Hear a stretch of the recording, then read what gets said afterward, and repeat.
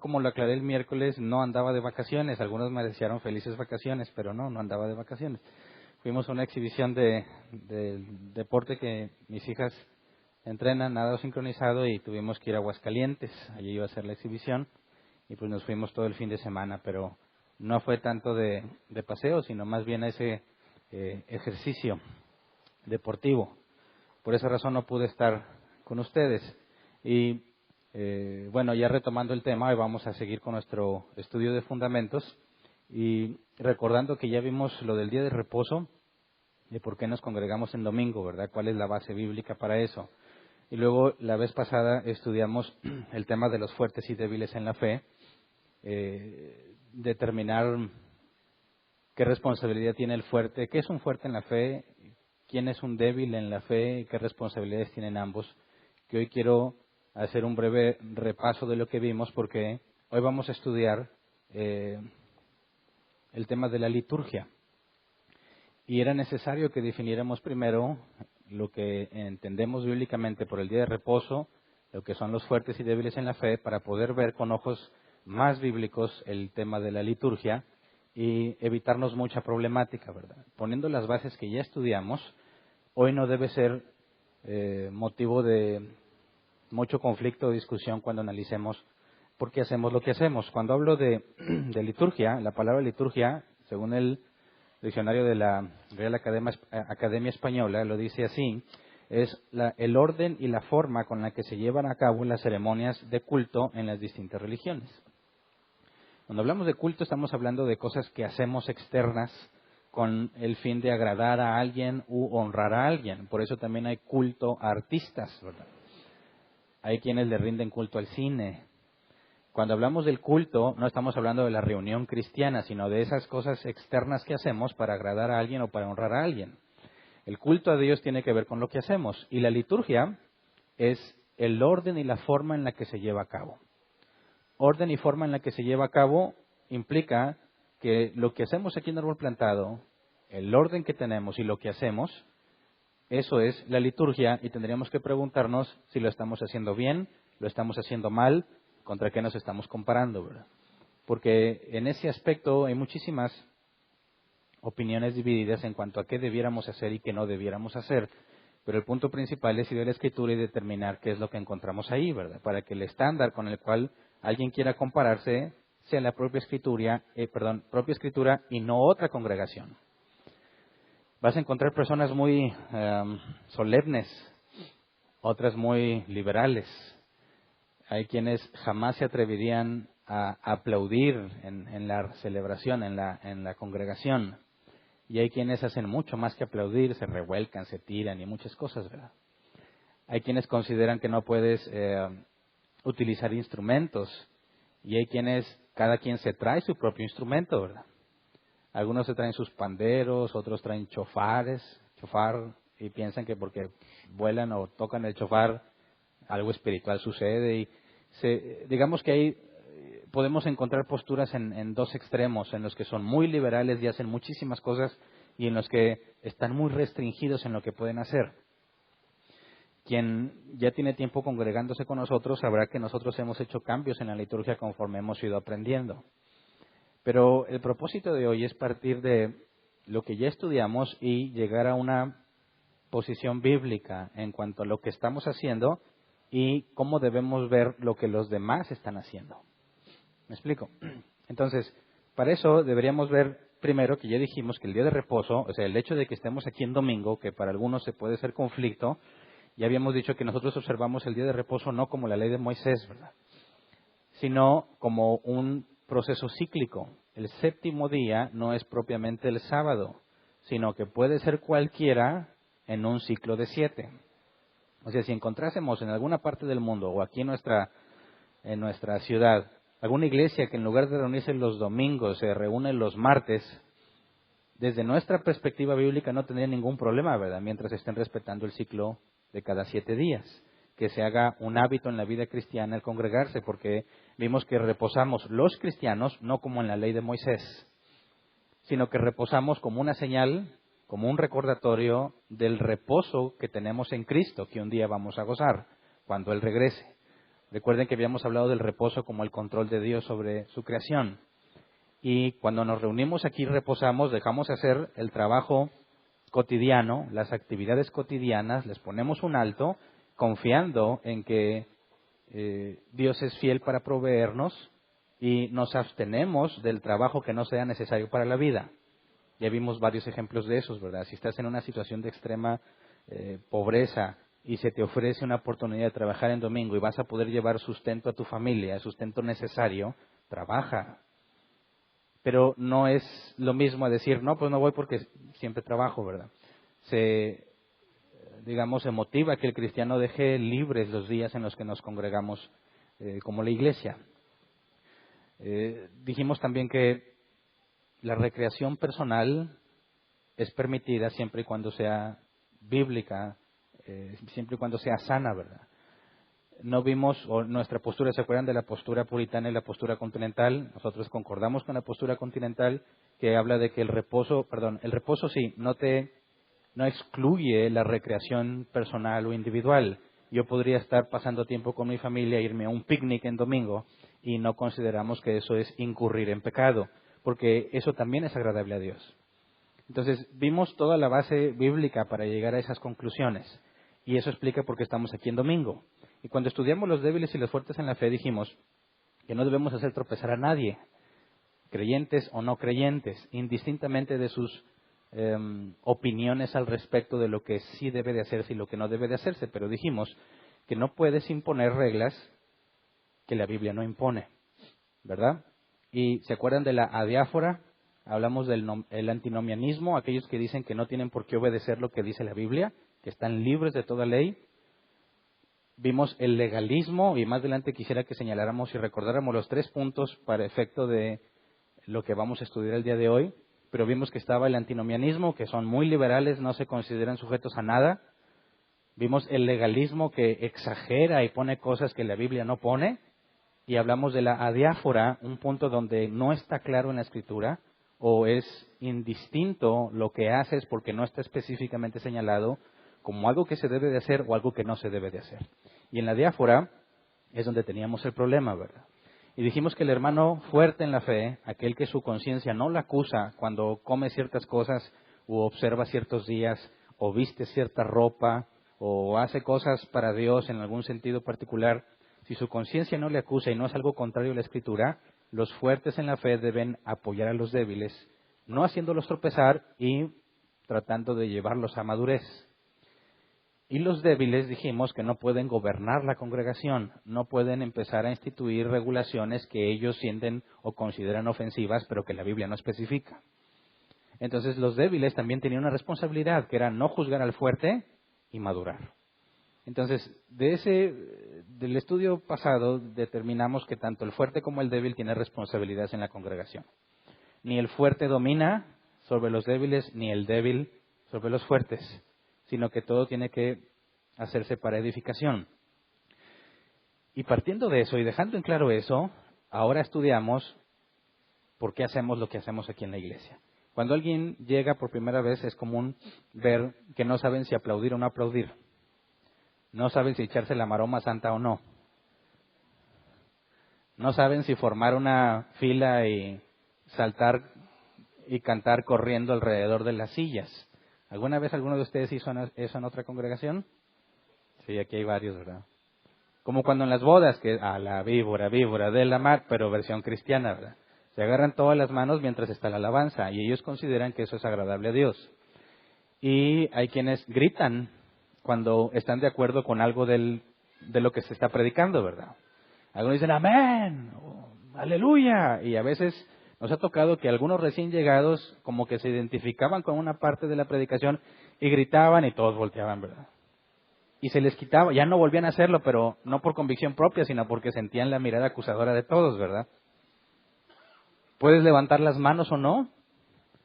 Cuando está la alabanza, algunos estaban habituados que levantar las manos es algo necesario de la alabanza porque si no, no te rindes a Dios. A mí me dijeron así, cuando tú levantas las manos te estás rindiendo como cuando el policía te dice, arriba las manos. Entonces, ¿cómo puede ser que le cantes y no te rindas? Entonces cantabas así, ¿verdad? porque se supone que te rendiste a Dios. Y dice la Biblia que Dios quiere que los hombres levanten manos santas. Entonces decían, si no las levantas es porque las traes sucias. Entonces era un quemón no estar levantando las manos porque pensaban que estabas en pecado.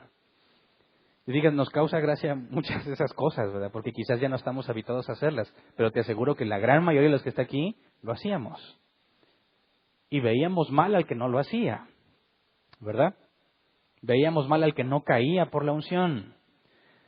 De hecho, cuando traía mi chamarrita, decidí quitármela antes de pasar aquí al frente. Mi intención era estar aquí al frente y aquí determino si me la quito o no, si me da calor. Pero luego pensé que cuando los predicadores están al frente y se quitan el saco es porque van a repartir la unción, ¿verdad? No quise confundir a nadie, y por eso dejé mi chaqueta allá. Pero eso es común en muchas iglesias también, ¿verdad? Aquí en nuestro contexto se la quitan y piensan que echándole su saco o su chaqueta sobre alguien pueden transmitir espiritualmente beneficios o bendiciones, ¿verdad? Ahora, nosotros, que no hacemos muchas de esas cosas que mencioné, tendríamos que explicar por qué no las hacemos, ¿verdad? ¿Cuál es la razón? Y tendríamos que analizar cuáles son las razones de aquellos que sí lo hacen y poder llegar a un punto bíblico donde podamos determinar qué es correcto, qué es incorrecto en un tema complejo, porque la mayor parte de lo que definimos como liturgia está dentro de la diáfora. Son cosas que la Biblia no ha definido concretamente. Entonces, cuando analizamos esto, encontramos en la Escritura ciertos lineamientos. Por ejemplo, encontramos información de lo que se hacía en el templo, ¿verdad? Cuando se instituyó que tenía que haber cantores, profetas, y los címbalos, flautas y todo ese tipo de trompetas, instrumentos que había. ¿Quiénes eran definidos? La familia de Gemán, casi es Hernán, pero juntaron la R y la N. Gemán y sus hijos eran los encargados de la música en el templo. Bueno, ahí sí tenemos referencias claras de lo que se hacía, pero en el Nuevo Testamento, en cuanto a lo que la iglesia cristiana hace, prácticamente no hay nada que indique el orden y la forma en la que debe de hacerse. Sí hay lineamientos de lo que hacían y podemos determinar bíblicamente cuál es nuestro objetivo al congregarnos, pero en cuanto a la forma y el orden es casi un silencio total. Entonces en ese tema necesitamos analizarlo con madurez y con una mente abierta bíblicamente hablando, porque lo que está en la Escritura como adiáfora no puede ser motivo de separación entre nosotros, ¿verdad? Porque si no caes del lado legalista. Cuando dices, no, los cristianos no levantan las manos, ya estás cayendo, como lo estudiamos el próximo tema, en una restricción que la Biblia no pone, lo que te lleva al lado legalista. Entonces, primero, antes de ver lo que la Biblia nos enseña, quisiera comentar dos posturas que los cristianos toman al respecto. En cuanto a la liturgia, es decir, en cuanto a la forma en la que hacemos las cosas, en cuanto a la forma en la que la iglesia debe de cantar, debe o no debe de cantar, qué música es válida o qué música está prohibida, qué tipo de instrumentos son válidos y cuáles no son válidos. Yo estoy seguro que algunos verdaderos cristianos si nos hubieran visitado el día de hoy, se sentirían muy incómodos al momento en que entran y ven una batería. Más incómodos cuando vieran, porque es hipotético, que algunos de entre nosotros estaban aplaudiendo. Y rasgarían sus vestiduras al ver lo que hicieron con el himno que cantaron, ¿verdad? Que le pusieron música más moderna o movida. Y es respetable su decisión. ¿Por qué a nosotros no nos afecta y por qué estamos quitados de la pena? Muchos por ignorancia, ¿verdad? Pues quién sabe. Pero esa no es una justificación. Nuestra conciencia debe estar tranquila, pero eso no significa que nuestra conciencia va a ser ignorante. Tenemos que tener una conciencia informada y saber si eso, después de la información que tenemos, sentimos que nos acusa o no en lo que estamos haciendo. Para eso hay dos principios, el principio normativo y el principio regulador. Y me parece que vamos a ir rastreando ciertas cosas en cuanto a lo que hacemos y ubicarnos en qué principio estamos y quizás ubicar dónde están los demás, ¿verdad? Hablamos del principio regulador y acá voy a poner aparte el principio normativo.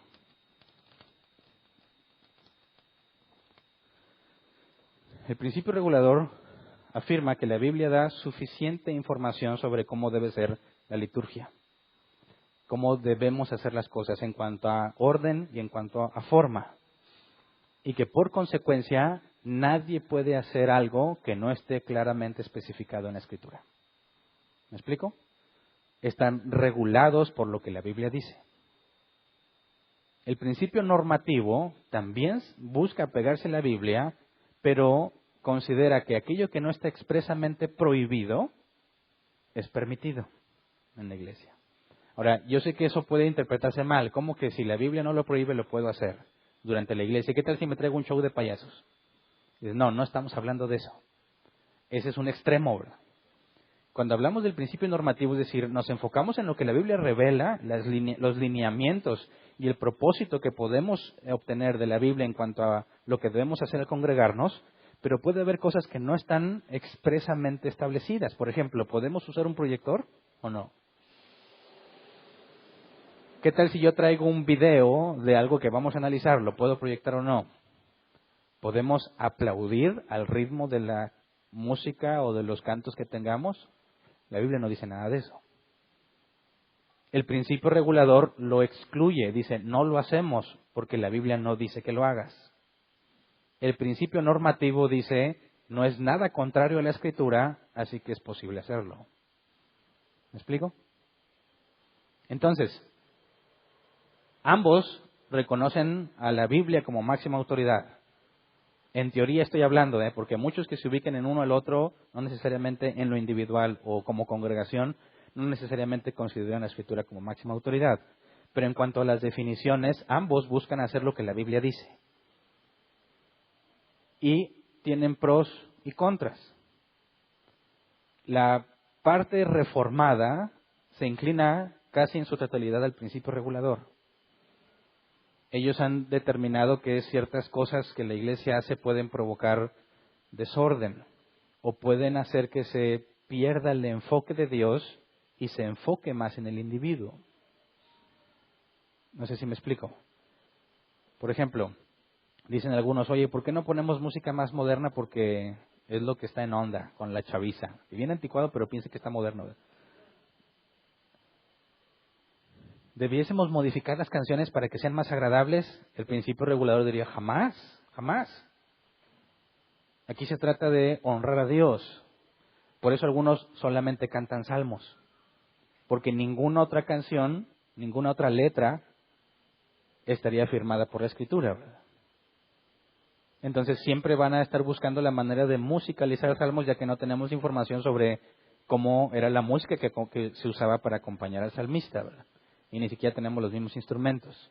Entonces ellos se enfocan más en cómo poner música a los salmos. Y normalmente se busca lo clásico. Es decir, nada de cosas modernas o contemporáneas. Y el razonamiento no es porque lo contemporáneo sea del diablo, ¿verdad? Sino que consideran que la moda que podamos tener en la sociedad viene y va. Y que la iglesia no debiese estar buscando imitar lo que la sociedad dicta como moda. Se apegan más a algo que sea confirmado con el paso del tiempo que ha sido útil para la iglesia. Entonces los coritos con música tradicional o música instrumental se han usado durante muchísimas generaciones y está comprobado que son útiles para la iglesia. Así que deciden apegarse a eso. Pero, como un contra, es que se vuelve complejo para la iglesia el sentirse en un ambiente relajado, ¿verdad? Se ve todo como una formalidad extrema. Se percibe cierta sensación de que es algo anticuado. Y como siempre tienen las mismas canciones, aunque sean muchísimas, se vuelve algo repetitivo y aburrido, ¿verdad?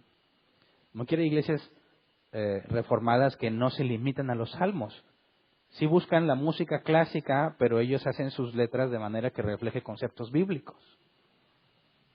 Y buscan evitar esa consecuencia de que al momento en que tú trates de hacer las cosas demasiado formales, se vuelven frías e insípidas. Algo que la gente empieza a hacer porque es lo que se debe de hacer. No sé si me explico. Algunas partes de las iglesias reformadas muy conservadoras tienen todavía ciertos detalles sobre qué debe de hacer el individuo mientras está la música o mientras pasa un predicador al frente, antes de la predicación, después de la predicación. Se deben de poner de pie cuando se lea la escritura, se deben sentar cuando sea la prédica normal del predicador. Y aunque el predicador en su predicación diga versículos bíblicos, ya no se ponen de pie, solo cuando se leyó el pasaje base. Y todo eso está diseñado con la intención de que tú estés dándole prioridad a las cosas divinas. Es decir, si vamos a leer la escritura, dices, ponte de pie porque es algo que tiene mucho valor. Eres un privilegiado al escuchar la escritura, así que ponte de pie para que todos perciban que para nosotros la Biblia es la máxima autoridad.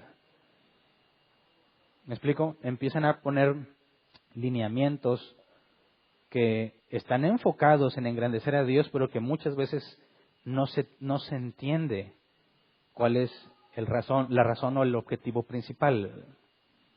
Se vuelve más una rutina que se cumple.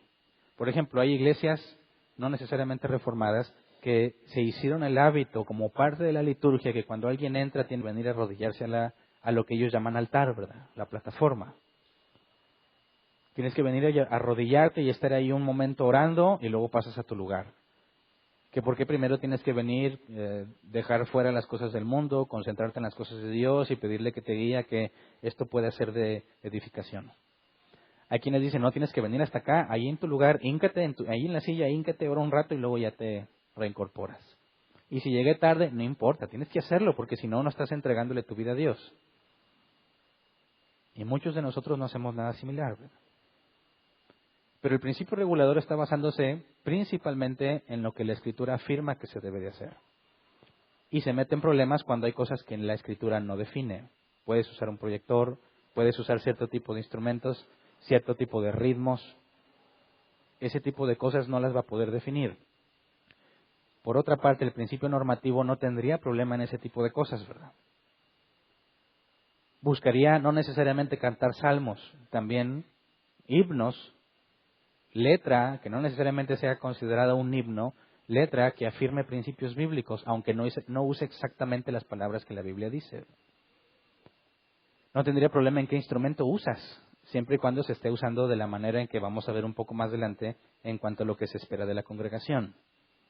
Pero la contraparte o las consecuencias negativas de esto es que se puede prestar al libertinaje. Por ejemplo, iglesias que hagan un show, como lo he dicho en varias ocasiones, una iglesia en Texas, que ya no me acuerdo el nombre, buscaba hacer, hacerse notar con la cultura y en sus reuniones empezó a implementar lucha libre de enanitos. ¿Por qué específicamente lucha libre y de enanitos? No lo sé. Pero ellos consideraron que iba a ser un hit para la sociedad, entonces la iglesia se reunía, tenía primero esas experiencias de entretenimiento, veía la lucha libre o ponían al pastor a montar toros en una especie de rodeo. Participaban, me imagino, algunos de los diáconos, todos viendo cómo se caen del toro y luego ya entraban a la predicación. Entonces, ¿por qué haces eso? Bueno, yo estoy bajo el principio normativo. La Biblia no dice que no puedo hacer lucha libre de enanos. La Biblia no dice que no puedo hacer un rodeo en la iglesia. ¿Me explico? Ese principio te puede llevar al libertinaje y hacer cosas que no tienen ninguna conexión en absoluto con lo que se supone que venimos a hacer cuando nos congregamos. ¿Me explico? Entonces tienen beneficios y tienen consecuencias negativas ambas posturas. Lo que en Árbol Plantado hemos tratado de hacer es estar en un balance y como lo puedes ver, quizás estamos un poco más del lado normativo. No tenemos conflicto con el tipo de instrumento que se usa. No tenemos conflicto si aplaudes o no aplaudes, siempre y cuando, como dice Pablo, la carta a los Corintios sea con orden. Pero ahorita vemos lo que la Biblia pide al respecto. Eso implica que tenemos cierto grado de libertad en la manera que nos expresamos aquí. Si tú te empiezas a congregar y quizás eras nuevo y ves que hay una canción que tiene un ritmo medio pegajoso y quieres llevar el ritmo con tus palmas, no lo vemos como algo malo. Siempre y cuando no te aloques, ¿verdad? Pero definir qué es alocado es donde entramos en lo complejo, ¿verdad? Porque si empiezas y a molestar a los que están atrás, o brincas y gritas y empiezas a incomodar o a distraer a los otros, ya te pediríamos que no lo hagas. Pero si te fijas, no estamos partiendo propiamente de un versículo que dice que no puedes aplaudir con las manos muy amplias. No hay nada en la Biblia que diga eso, pero estamos buscando cumplir con la parte de que todo se haga con orden y decencia.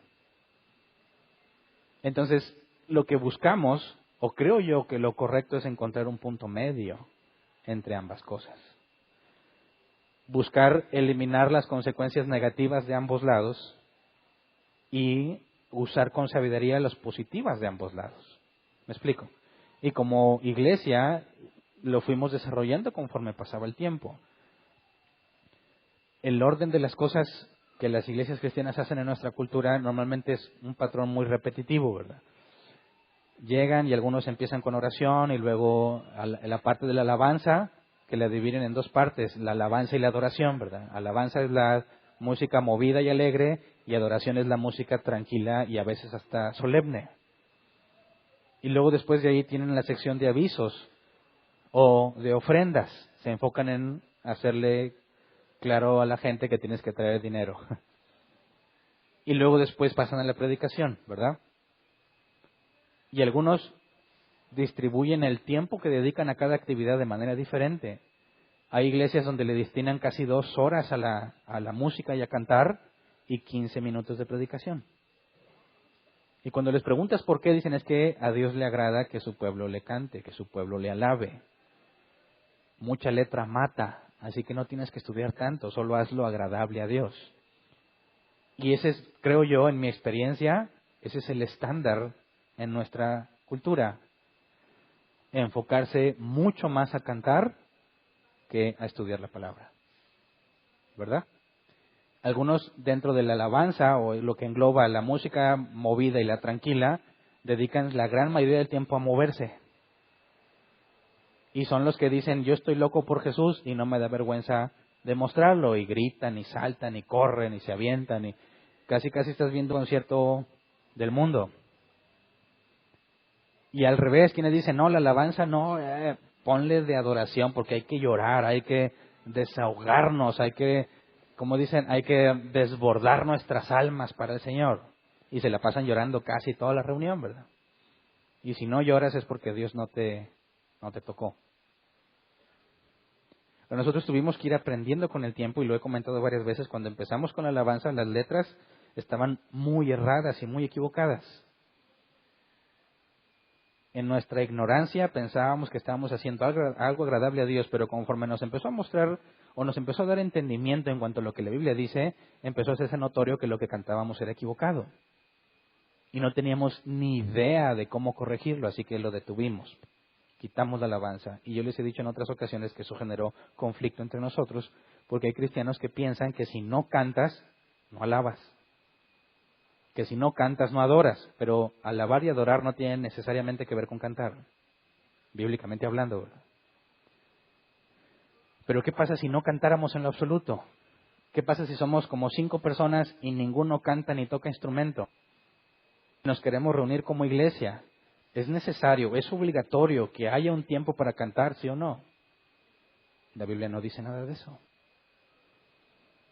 Así que si te fijas, va a depender mucho de la congregación, de los tipos de habilidades o conocimiento en cuanto a lo que cada individuo pueda aportar en la reunión, y no hay algo que esté determinado como obligatorio. Por ejemplo, yo me acuerdo que cuando estaba en el grupo de jóvenes, que algunos años yo fui líder de jóvenes, antes de que fuera líder de jóvenes en la iglesia donde me congregaba, nos decían que no podían reunirse los cristianos si primero no entregaban la reunión a Dios. O sea, oye, nos vamos a poner de acuerdo porque vamos a ir a algún lugar, nos reunimos, hay que orar. Señor, ponemos en tus manos esto, que la pizza que nos vamos a comer sea buena para nosotros, que pasemos un momento agradable. Y al principio dices, bueno, tiene sentido, ¿verdad? Pero conforme van pasando los años, dejas de tomar el sentido y se vuelve un hábito y un requisito que tienes que cumplir, aunque no te interesa por qué vas a orar. Simplemente tienes que orar. Cuando vas a comer, no oraste por los alimentos. Bueno, cuando vas a orar, ni siquiera reflexionas en lo que estás diciendo, ¿verdad? Señor, te damos gracias por esos alimentos, te pedimos que los limpies y que sean de provecho para nuestro cuerpo. Bendice las manos que los prepararon y a los niños que están en África. Amén. Y cuando, fíjate bien, pídele a alguien que ore por los alimentos y casi siempre eso es lo que va a decir. Palabras más, palabras menos, ¿verdad? ¿Por qué? ¿Lo razonaste? ¿Llegaste a la conclusión? No, así oíste que lo hacían y así aprendiste a repetirlo. El que casi nunca falla es bendice las manos de los que lo prepararon, ¿verdad? ¿Sí o no? Es decir, ¿nomás las manos? ¿Por qué no mejor completos? ¿Te fijas cómo se vuelve un problema cuando determinamos las cosas que se deben de hacer sin tener claro el por qué se está haciendo? Y ese es el objetivo, que cuando venimos aquí a la iglesia no se trata de qué haces. Como dije un tema pasado, no se trata de que, ahorita todos se tienen que poner de pie y luego se tienen que sentar. Y luego otra vez de pie y luego te sientas. Y luego te hincas. Y luego haces esto y el otro y se vuelve una rutina. No, se trata de que busquemos el balance entre saber que tiene que haber una genuina motivación en nosotros en cuanto a lo que hacemos y que también hay restricciones que tenemos que poner en cuanto a lo que en la iglesia se hace. En eso consiste el balance. Así que con eso en vista necesitamos ir a la Escritura. Ver cuáles son los lineamientos bíblicos que tenemos y cómo nos esforzamos por mantenernos en eso. Y lo primero que quisiera que leyéramos es lo que nos dice Hechos capítulo 2, versículo 41 y 42. Hechos 2, 41 al 42 dice, así pues, los que recibieron su mensaje fueron bautizados y aquel día se unieron a la iglesia unas 3,000 personas. Se mantenían firmes en la enseñanza de los apóstoles, en la comunión, en el partimiento del pan y en la oración. Y es la primera vez en que se menciona en forma muy global lo que hacían los cristianos cuando se reunían. Teníamos evidencia de lo que los apóstoles hacían, ¿verdad? Pero después de la resurrección de Cristo y que se fue y que los instituyó y el Pentecostés y vemos que la gente está empezando a reaccionar al Evangelio y que están viniendo de todas partes, vemos que de forma muy global esto es lo que se hace y me parece que ese es el principal lineamiento que debemos cuidar. Se mencionan 4 cosas. La enseñanza o perseverar firmes en la enseñanza de los apóstoles, dice la Reina Valera 60. Perseverar implica en estar avanzando, esforzándose por mantenerse y por ser mejores en eso. Lo que vemos en una reunión de iglesia como la predicación, ¿verdad? Pero la predicación siempre y cuando sea bíblica, ¿verdad? Cuando vemos la comunión, se mantenía firmes en la enseñanza, en la comunión, koinonía o koinonia, el convivir unos con otros, tener compañerismo, es algo que si así se buscaba. Cuando hablo del partimiento del pan hay 2 posibilidades, que se refieren a la mesa del Señor o a simplemente, como hacían todos los días, compartir el pan unos con otros, ¿verdad? Se invitaban a comer o llevaban comida y la compartían. Y la oración. Pero si te fijas, en cada uno de estos temas tendríamos que hacer la pregunta, ¿y cómo es que debemos convivir? ¿Y cómo es que debemos orar? Si la Biblia nos invita a orar sin cesar, pero no hay nada sobre reuniones de oración, ¿verdad? Cuando hablo de reunión de oración, ¿qué te viene a la mente? Seguramente lo que tú hacías antes, si es que ya eras cristiano. Y normalmente hay un patrón ya definido, ¿verdad? Se hacían peticiones, se repartían las peticiones entre los que estábamos ahí, nos tomábamos de las manos, llorábamos y alguien guiaba la oración y los otros decíamos, sí, Señor, amén, sí, Señor, amén. Y ya nos íbamos bien contentos de que habíamos hecho nuestra parte, ¿verdad? Y dicen, es que tiene que haber reuniones de oración. ¿Y qué buscas? No, pues las peticiones y rastrear si Dios las está cumpliendo o no. Sí, pero ¿de dónde lo sacaste bíblicamente? Ese formato no está en la Escritura, ¿verdad? Así que no se supone que los cristianos eso es lo que hacen cuando oran, porque no está especificado. Tenemos que definir cómo estamos orando, porque ellos se reunían a orar y como congregación tenemos que cuidar estos lineamientos. La predicación, la comunión, el partimiento del pan, sea mesa del Señor o no, y lo primero que se mencionó fue el bautismo, así que los sacramentos los voy a dejar aparte, ya los estudiamos y son cosas obligatorias para la iglesia. nos deja entonces la predicación, la comunión y la oración en este pasaje, como algo que la iglesia debe hacer cuando se reúne. Y vamos a 1 Corintios 14, donde Pablo nos describe lo que hacía la iglesia de Corinto cuando se reunía y los lineamientos que les aconseja seguir. Y aquí agrega, me parece, un punto más que no tenemos reflejado en Hechos capítulo 2. 1 Corintios 14, 26 al 34. Dice, ¿qué concluimos, hermanos? Que cuando se reúnan, cada uno puede tener un himno, una enseñanza, una revelación, un mensaje en lenguas o una interpretación. Todo esto debe hacerse para la edificación de la iglesia. Si se habla en lenguas, que hablen 2, o cuando mucho 3, cada uno por turno y que alguien interprete. Si no hay intérprete, que guarden silencio en la iglesia y cada uno hable para sí mismo y para Dios. En cuanto a los profetas, que hablen 2 o 3 y que los demás examinen con cuidado lo dicho. Si alguien que está sentado recibe una revelación, el que está hablando se da la palabra. Así todos pueden profetizar por turno para que todos reciban instrucción y aliento. El don de profecía está bajo el control de los profetas, porque Dios no es un Dios de desorden, sino de paz. Como es costumbre en las iglesias, en las congregaciones de los creyentes, guarden las mujeres silencio en la iglesia, pues no les está permitido hablar. Que estén sumisas, como lo establece la ley. Si quieren saber algo, que se lo pregunten en casa a sus esposos, porque no está bien visto que una mujer hable en la iglesia. Así que, mujeres, les tengo una noticia. No pueden hablar, no se crean. Si te fijan, aquí las mujeres pueden hablar en la congregación, ¿verdad? Y si tienen dudas, dice Pablo, no lo preguntes en la iglesia, pregúntalo ahí a tu marido en la casa. Y aquí en la sección de preguntas dejamos que las mujeres pregunten, ¿verdad? De hecho, hemos tenido mujeres que están organizando alguna actividad que hacemos en la iglesia. Y eso es conflicto para muchos cristianos. Alguna vez escuché que alguien no venía a congregarse aquí porque se enteró que mi esposo una vez dio un mensaje. ¿Pueden las mujeres exponer algún sermón a la iglesia? ¿Pueden dirigir algo en la iglesia ya que Pablo dice que no hablen? Ah, bueno, pero con señas. Sería ridículo, ¿verdad? ¿De qué nos está hablando? Bueno, vamos a enfocarnos, al final voy a dejar este tema de las mujeres para hacer la de emoción.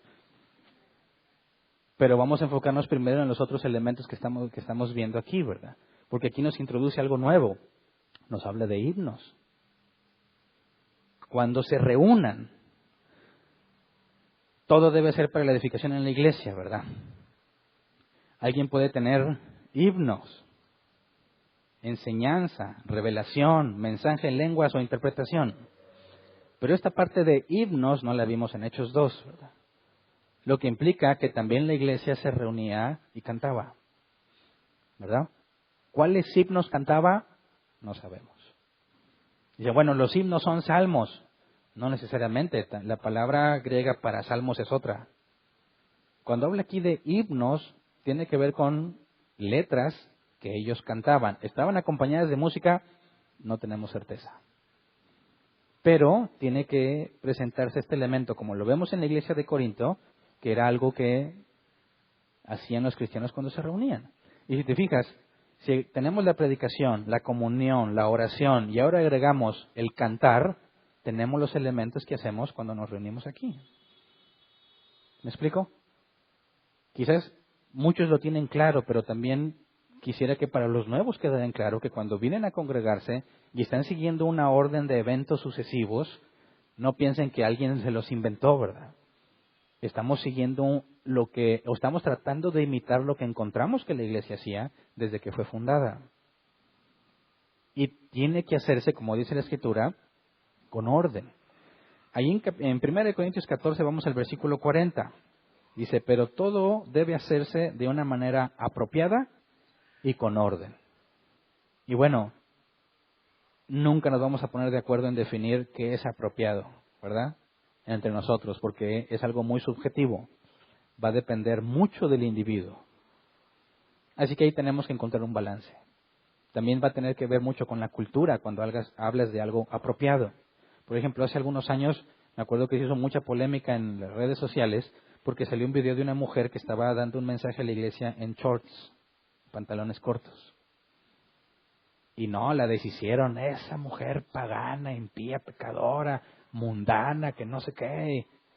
Y tú analizas la situación y estaba predicando al aire libre, era un bosque, una selva, y estaba hablando algo que parecía portugués.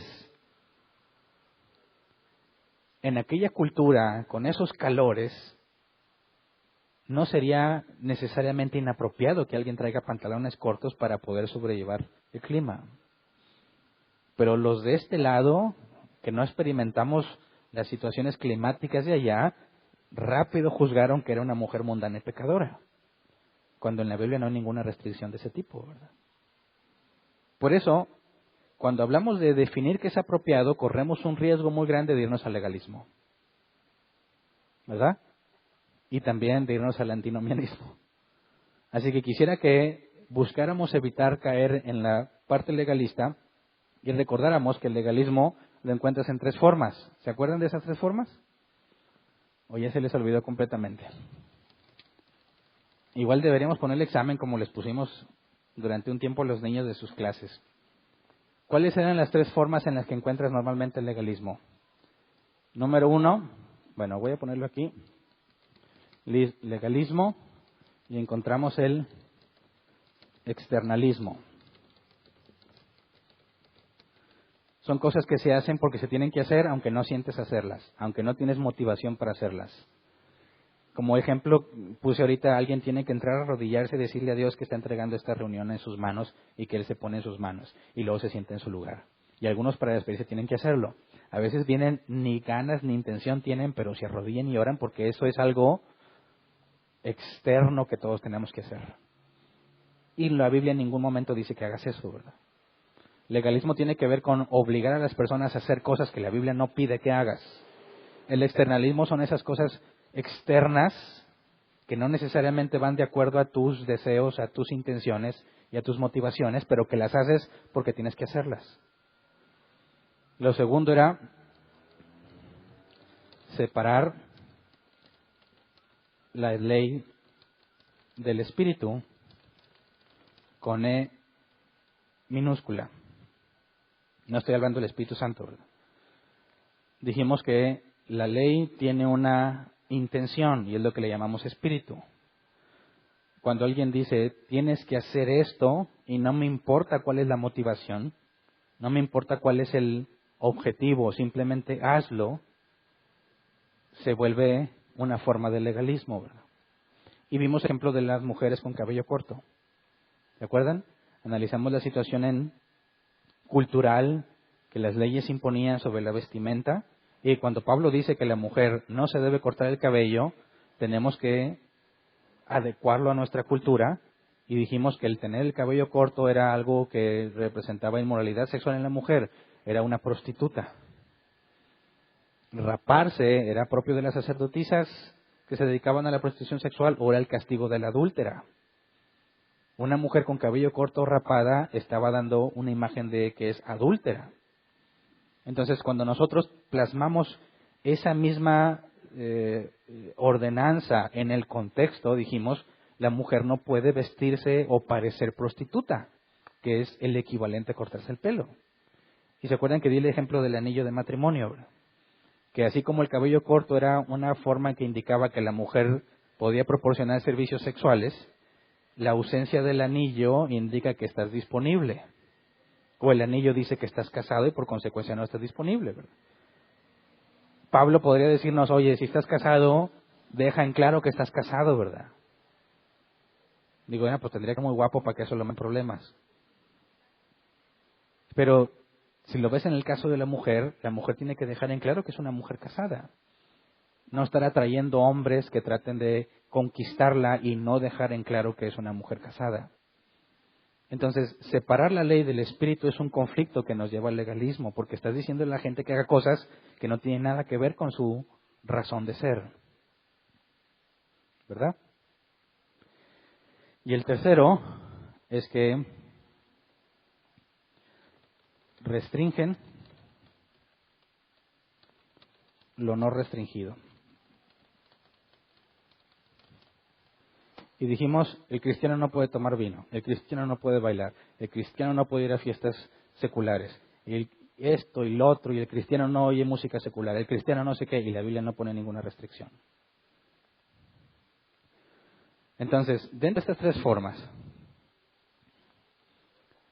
tenemos que tener mucho cuidado que si nos llegamos a reunir aquí, y todo tiene que ser apropiado, decente y con orden, tenemos que tener en cuenta en no cometer estos errores. Lo comenté la otra vez, y hubo personas que consideraron ofensivo que mientras yo estoy en la predicación, otros tuvieron una gelatina. Dicen, ¿por qué? O que tuvieran un cafecito en otros climas o en otras estaciones del año. ¿Por qué árbol plantado permite que la gente sea tan irreverente? Y dijimos, bueno, porque no tenemos clima artificial aquí. No tenemos aire acondicionado. Y fuimos mejorando poco a poco porque antes ni aislante teníamos en el techo. Era literalmente un sauna aquí. La lámina que teníamos arriba se calentaba tanto que se volvía insoportable estar aquí adentro. Pero seguíamos empecinados en reunirnos a estudiar, ¿verdad? Y como yo casi no me tardo predicando, ¿cómo le haces para que la gente soporte ese calorón? Dijimos, pues vamos a poner una alternativa. No podemos comprar aparatos que te avienten aire fresco, pero puedes ir y comprar sin objetivo de lucro, de ganancia, cómprate, le llamamos gelatina a hielo embolsado para que tu temperatura disminuya y sea soportable estar aquí, ¿verdad? Cuando hacía muchísimo frío se ponía aquí heladísimo. Creo que en algunos videos yo salgo con mi chamarra así de esquimal. Decían, bueno, para luchar contra eso, ahí va a haber café para que la gente pueda estar tomando un café y se mantenga caliente. Ahora, ¿lo hicimos por irreverentes? No. Estamos buscando la manera en que la gente pueda permanecer atenta a lo que se está enseñando y tuvimos que implementar esas concesiones, libertades, no con ánimo de trivializar lo que hacemos en la iglesia, sino para que podamos perseverar en lo que debemos hacer. Pero si no hace ni frío ni calor y tú quieres darte unas papas, decimos, no hagas eso. Eso no tiene ninguna razón, ¿verdad? No, es que no desayuné, o te aguantas o desayunas temprano, ¿verdad? ¿Me explico? No, pues es que yo soy muy sano y aquí mi manzana. Distraes a los demás y no es algo que te va a dar a persona, es que me estoy durmiendo. No. Es decir, si no hay mucho frío o no hay mucho calor, no tiene por qué nadie estar consumiendo gelatinas o cafés. ¿Me explico? No se pierda el objetivo de eso. Pero lamentablemente muchos que hayan venido y nos hayan visto que entre ustedes, porque yo nunca estuve comiendo gelatina aquí enfrente, ¿verdad? Está con una gelatina y los vio y se ofendió y se fue. Bueno, comete un error. ¿Por qué no preguntas primero por qué hacemos lo que hacemos? Y ya después tomas una decisión si es algo correcto o incorrecto, ¿verdad? Pero tenemos que tomar en cuenta esto, ¿verdad? Así que repasemos los elementos que dice Pablo en la carta a los Corintios. Cuando dice que si alguno tiene himno, implica cantar, ¿verdad? Cuando nos habla de enseñanza o revelación, tiene que ver con la predicación. Pueden predicar varios por turno, ¿verdad? Si hay varios tienen profecía, que se acuérdense que ya definimos profecía, hablar de parte de Dios tiene que ver con la predicación, pueden tomar turnos. Es decir, no es obligatorio que solo uno predique, pueden predicar varios. Depende también de si en la congregación hay gente que tiene la capacidad para hacer eso, ¿verdad? Si hay congregaciones en las que son pocos o son muchos, pero no se cuenta con recursos para eso, no es algo obligatorio. No me importa, tienen que predicar 3, así que sube 2 aunque no tengan el don para hacerlo. No, pero se tiene que buscar que haya personas que prediquen. Cuando dice mensaje en lenguas o interpretación, eso lo vimos cuando estudiamos a profundidad el don de lenguas. Si hay intérprete y si las lenguas son genuinas, identificándolas como un lenguaje, un idioma que existe, ¿verdad? Porque si hablamos de las angelicales, es que son lenguas angelicales, y sale otro que dice, yo las interpreto, Dios nos libre. Porque ¿quién lo va a validar, verdad? El que dice que el lenguaje angelical algo, y el otro que se dice, pues dijo esto, estamos en sus manos literalmente a la locura que se les pueda ocurrir. Por eso no hacemos eso. Si dices que tienes lenguas, ok, excelente. Hablas chino o mandarín, a ver, vamos a buscar a alguien que hable y que te examine. Y si dices, sí, como no, mira, dijo esto, que Romanos 3 dice así, nos vamos a sorprender todos, ¿verdad? Y el día que venga el que habla chino o mandarín y el que lo sabe interpretar, nos podemos beneficiar, pero como no tenemos eso, no lo hacemos. ¿Verdad? Si preguntas, oye, ¿qué pasa si un día Dios me da el don de lenguas? Pablo dice, bueno, si tienes lenguas, háblalas entre tú y Dios. Si tú quieres beneficiar a la iglesia con eso, ruégale también que dé a alguien el don de interpretarlas. Por favor, ruégale que no te lo dé a ti. Porque, ¿qué le dirías a alguien que dice, yo hablo en lenguas y yo las interpreto? No, pues, ¿cómo? No voy a tener ninguna certeza de que me esté diciendo la verdad. Yo también te puedo decir que tengo ese don de lenguas y de interpretar, pero nomás las mías. Te puedo decir cualquier locura. Así que en cuanto a la liturgia, si eso estuviese vigente, no habría ningún problema en que la iglesia se beneficie. Pero como no lo tenemos, ¿o quién tiene el don de lenguas que quiera ser puesto a prueba? Nadie. Bueno, ¿quién tiene el interpretarlas? ¿No? Ojo, ¿a poco nadie habla inglés? Nadie puede decir, yo puedo interpretar lenguas, ¿cuál? Pues inglés y algo de francés. Pues eso fue un don o lo adquiriste en la escuela.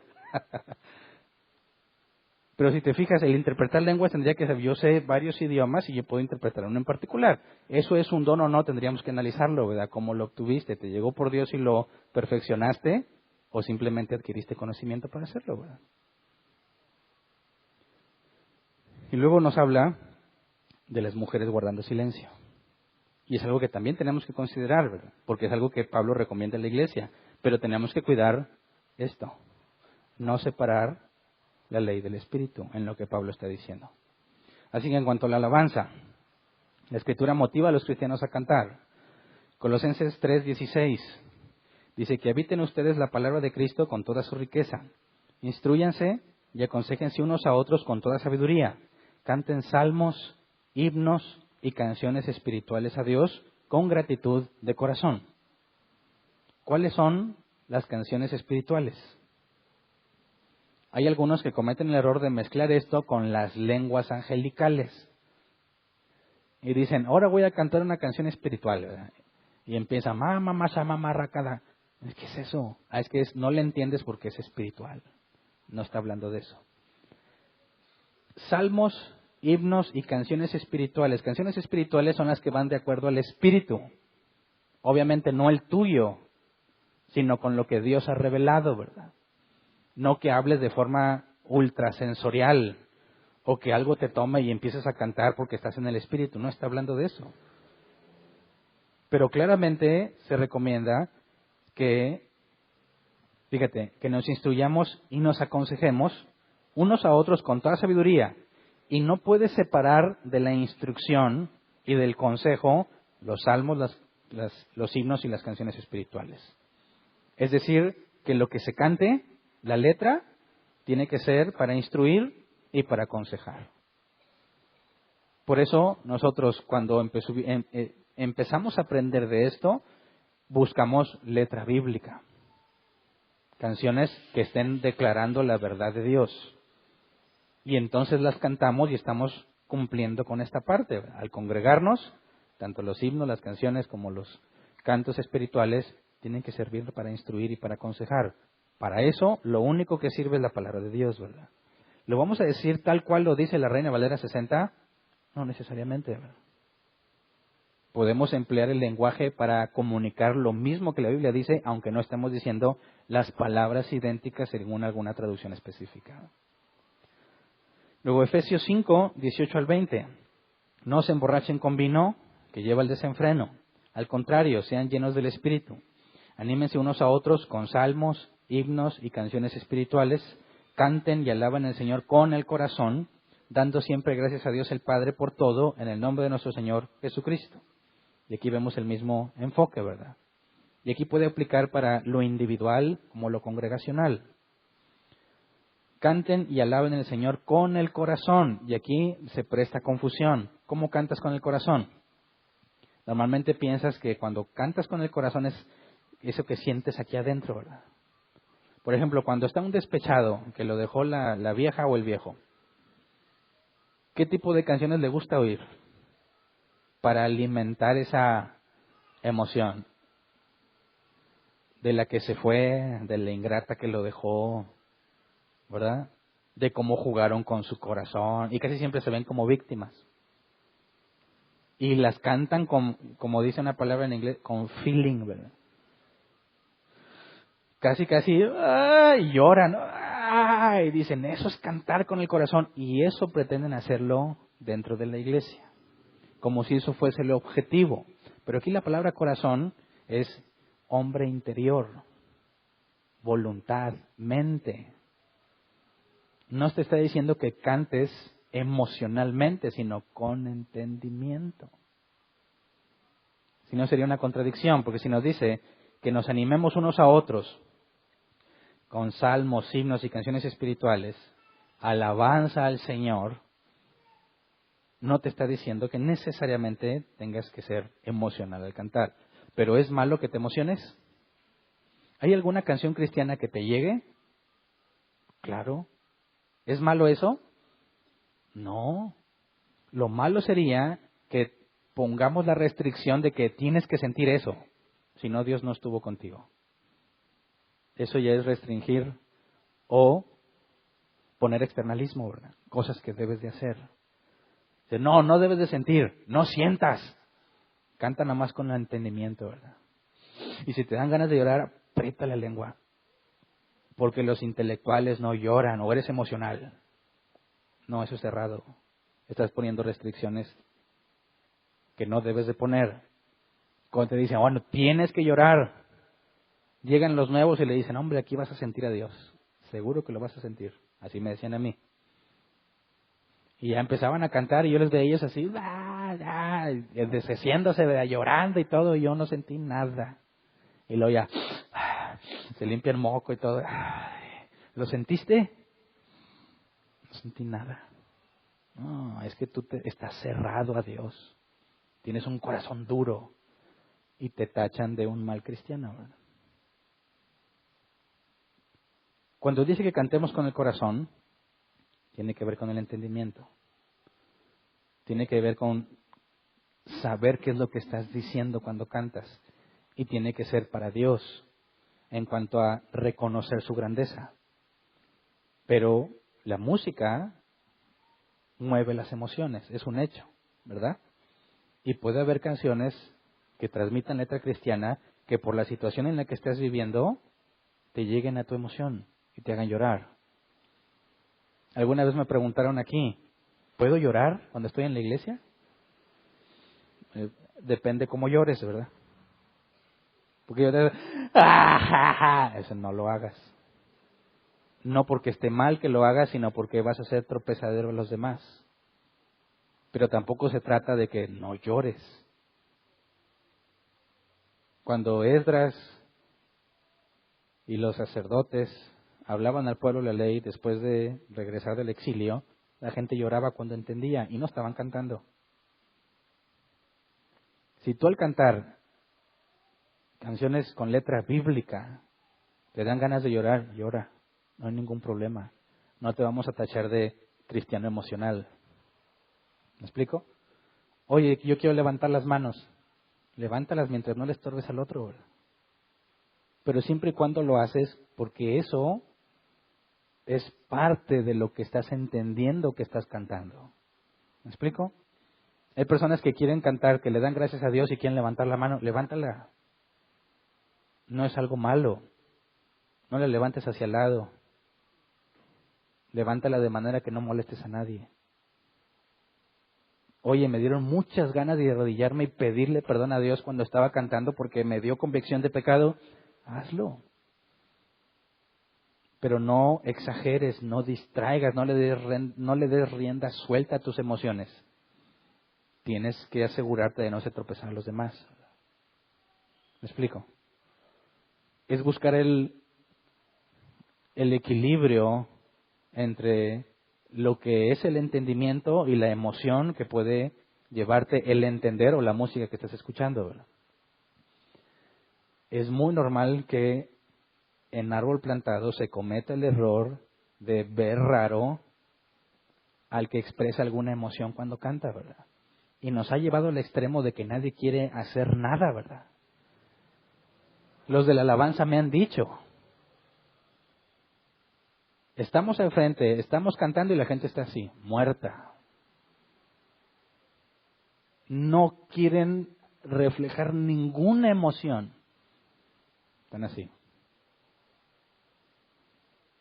Gracias, Señor. Estamos alegres.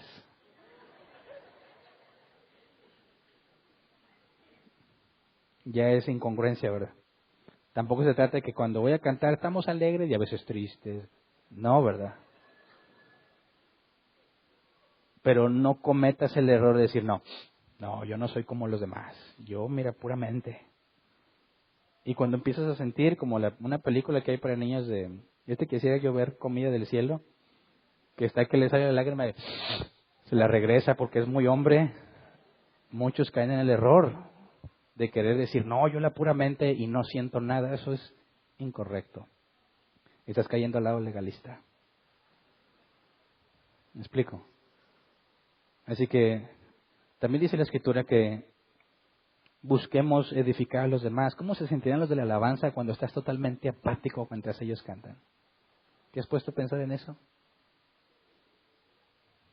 Imagínate que tú te preparaste, ensayaste, invertiste tiempo y esfuerzo para que la persona en este momento se dedique a meditar en lo que estamos cantando y que también sienta gratitud, que también sienta alegría y que si viene muy cargado también, ¿por qué no sienta un desahogo al escuchar las promesas de Dios en lo que cantamos? Eso no es incorrecto, eso no es malo y es necesario muchas veces. Pero yo sé que hay distintas personalidades, ¿verdad? Hay más extrovertidos, hay otros que somos más introvertidos. Hay otros como yo que quizás no voy a expresar muchas cosas de manera física. Habrá días que me veas bien contento y quizás mi cara no lo refleje. Y al revés, hay días que estoy fastidiado, cansado, y muchas veces sí lo reflejo, pero otras veces no. Pero es parte de cómo eres, ¿verdad? Tampoco se trata de que esté el de la alabanza, como a mí me obligaban. Tienes que gozarte. Gózate. Dánzale.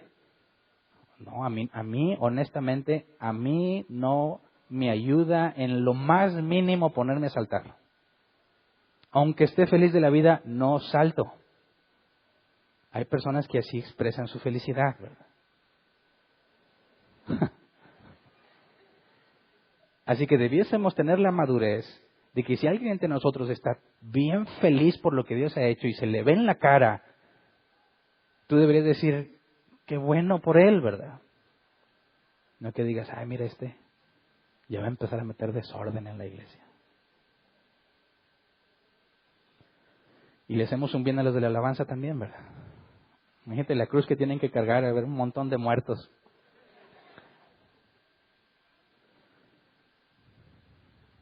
Santiago 5:13. ¿Está afligido alguno entre ustedes? Que ore. ¿Está alguno de buen ánimo? Que cante alabanzas. Y aquí si te fijas mezcla la emoción con lo que canta. Así que ahora que salieron con el ukulele y tenía un ritmito mucho más alegre, pudiste haberte alegrado con una canción así, ¿verdad? O rasgaste tus vestiduras, ¿qué hicieron con ese himno sagrado? Eso nos lleva al otro punto. ¿Qué música es válida? A ver, ¿cuál música es válida? ¿Cuál? ¿Cómo podemos determinarlo? Si te vas a una zona del África donde nada más tienen bongos y te vas a otra zona donde hay trompetas y te vas a otra zona donde nada más es piano o violín, algunas cuerdas, ¿establecemos un estándar sobre qué instrumentos se deben de usar? No hay forma. ¿Cómo te parece que suena un címbalo con pandero y danza y trompeta? ¿Era algo tranquilo? No. Pero si escucharas el arpa, no necesariamente es algo alegre. Entonces, ¿es válido que la música vaya de acuerdo a la letra? Es decir, si vamos a recordar promesas de Dios en medio de la adversidad, ¿las vamos a cantar felices? Como hay canciones seculares que la gente canta bien feliz, así, y están bailando, tú ves los bailes y están baile y baile, y cuando pones la atención a la letra, dice puras cosas que no van de acuerdo a la alegría que expresan, ¿verdad? Bueno, aquí ¿qué debemos hacer? Vamos a cantar sobre las maravillas de Dios y sobre sus promesas con música que transmite alegría o que transmite más solemnidad o quizás tristeza. Tenemos que buscar un equilibrio entre lo que se canta y la música que debe servir para ayudarte a concentrar en lo que estás cantando. ¿Me explico? Pero no debe ser la motivación del que está al frente el llevarte a sentir cosas con un fin ya predeterminado, ¿verdad? Es decir, si voy a pedir que den una ofrenda generosa, ¿qué música y qué canción te pongo? Dad y se te devolverá medida y todos, buena, apretada y rebosante. ¿No se sabían esa? No se hagan, es la que siempre ponen cuando van a pedir ofrendas. ¿Por qué esa? Pues te están recordando algo, ¿verdad? ¿O es malo en sí mismo? No. Pero está muy sospechoso, ¿no? Me hace muy sospechoso. Por ejemplo, está el pastor predicando y llega el momento de que hacen llamado al altar. ¿No piden que alguien pase al teclado siempre? ¿Por qué? Dicen, para preparar la tierra. No, para manipularte. Para convencerte de que pases. Y casi siempre están los que ya saben, que ya son cristianos, que tienen que pasar para motivar a los que quizás no se animan, ¿verdad? Y a mí me decían, si tú trajiste a alguien por primera vez, dile, ¿quieres pasar? No. ¿Y si yo paso contigo? Entonces ahí vamos. Pasamos los dos estas. ¿Para qué haces eso? Eso ya es manipulación. Pero fíjate bien, el hecho de que usemos la música para que haya congruencia entre la letra que cantas y que si te va a transmitir alguna emoción sea de acuerdo a lo que estás cantando, eso no es algo indebido.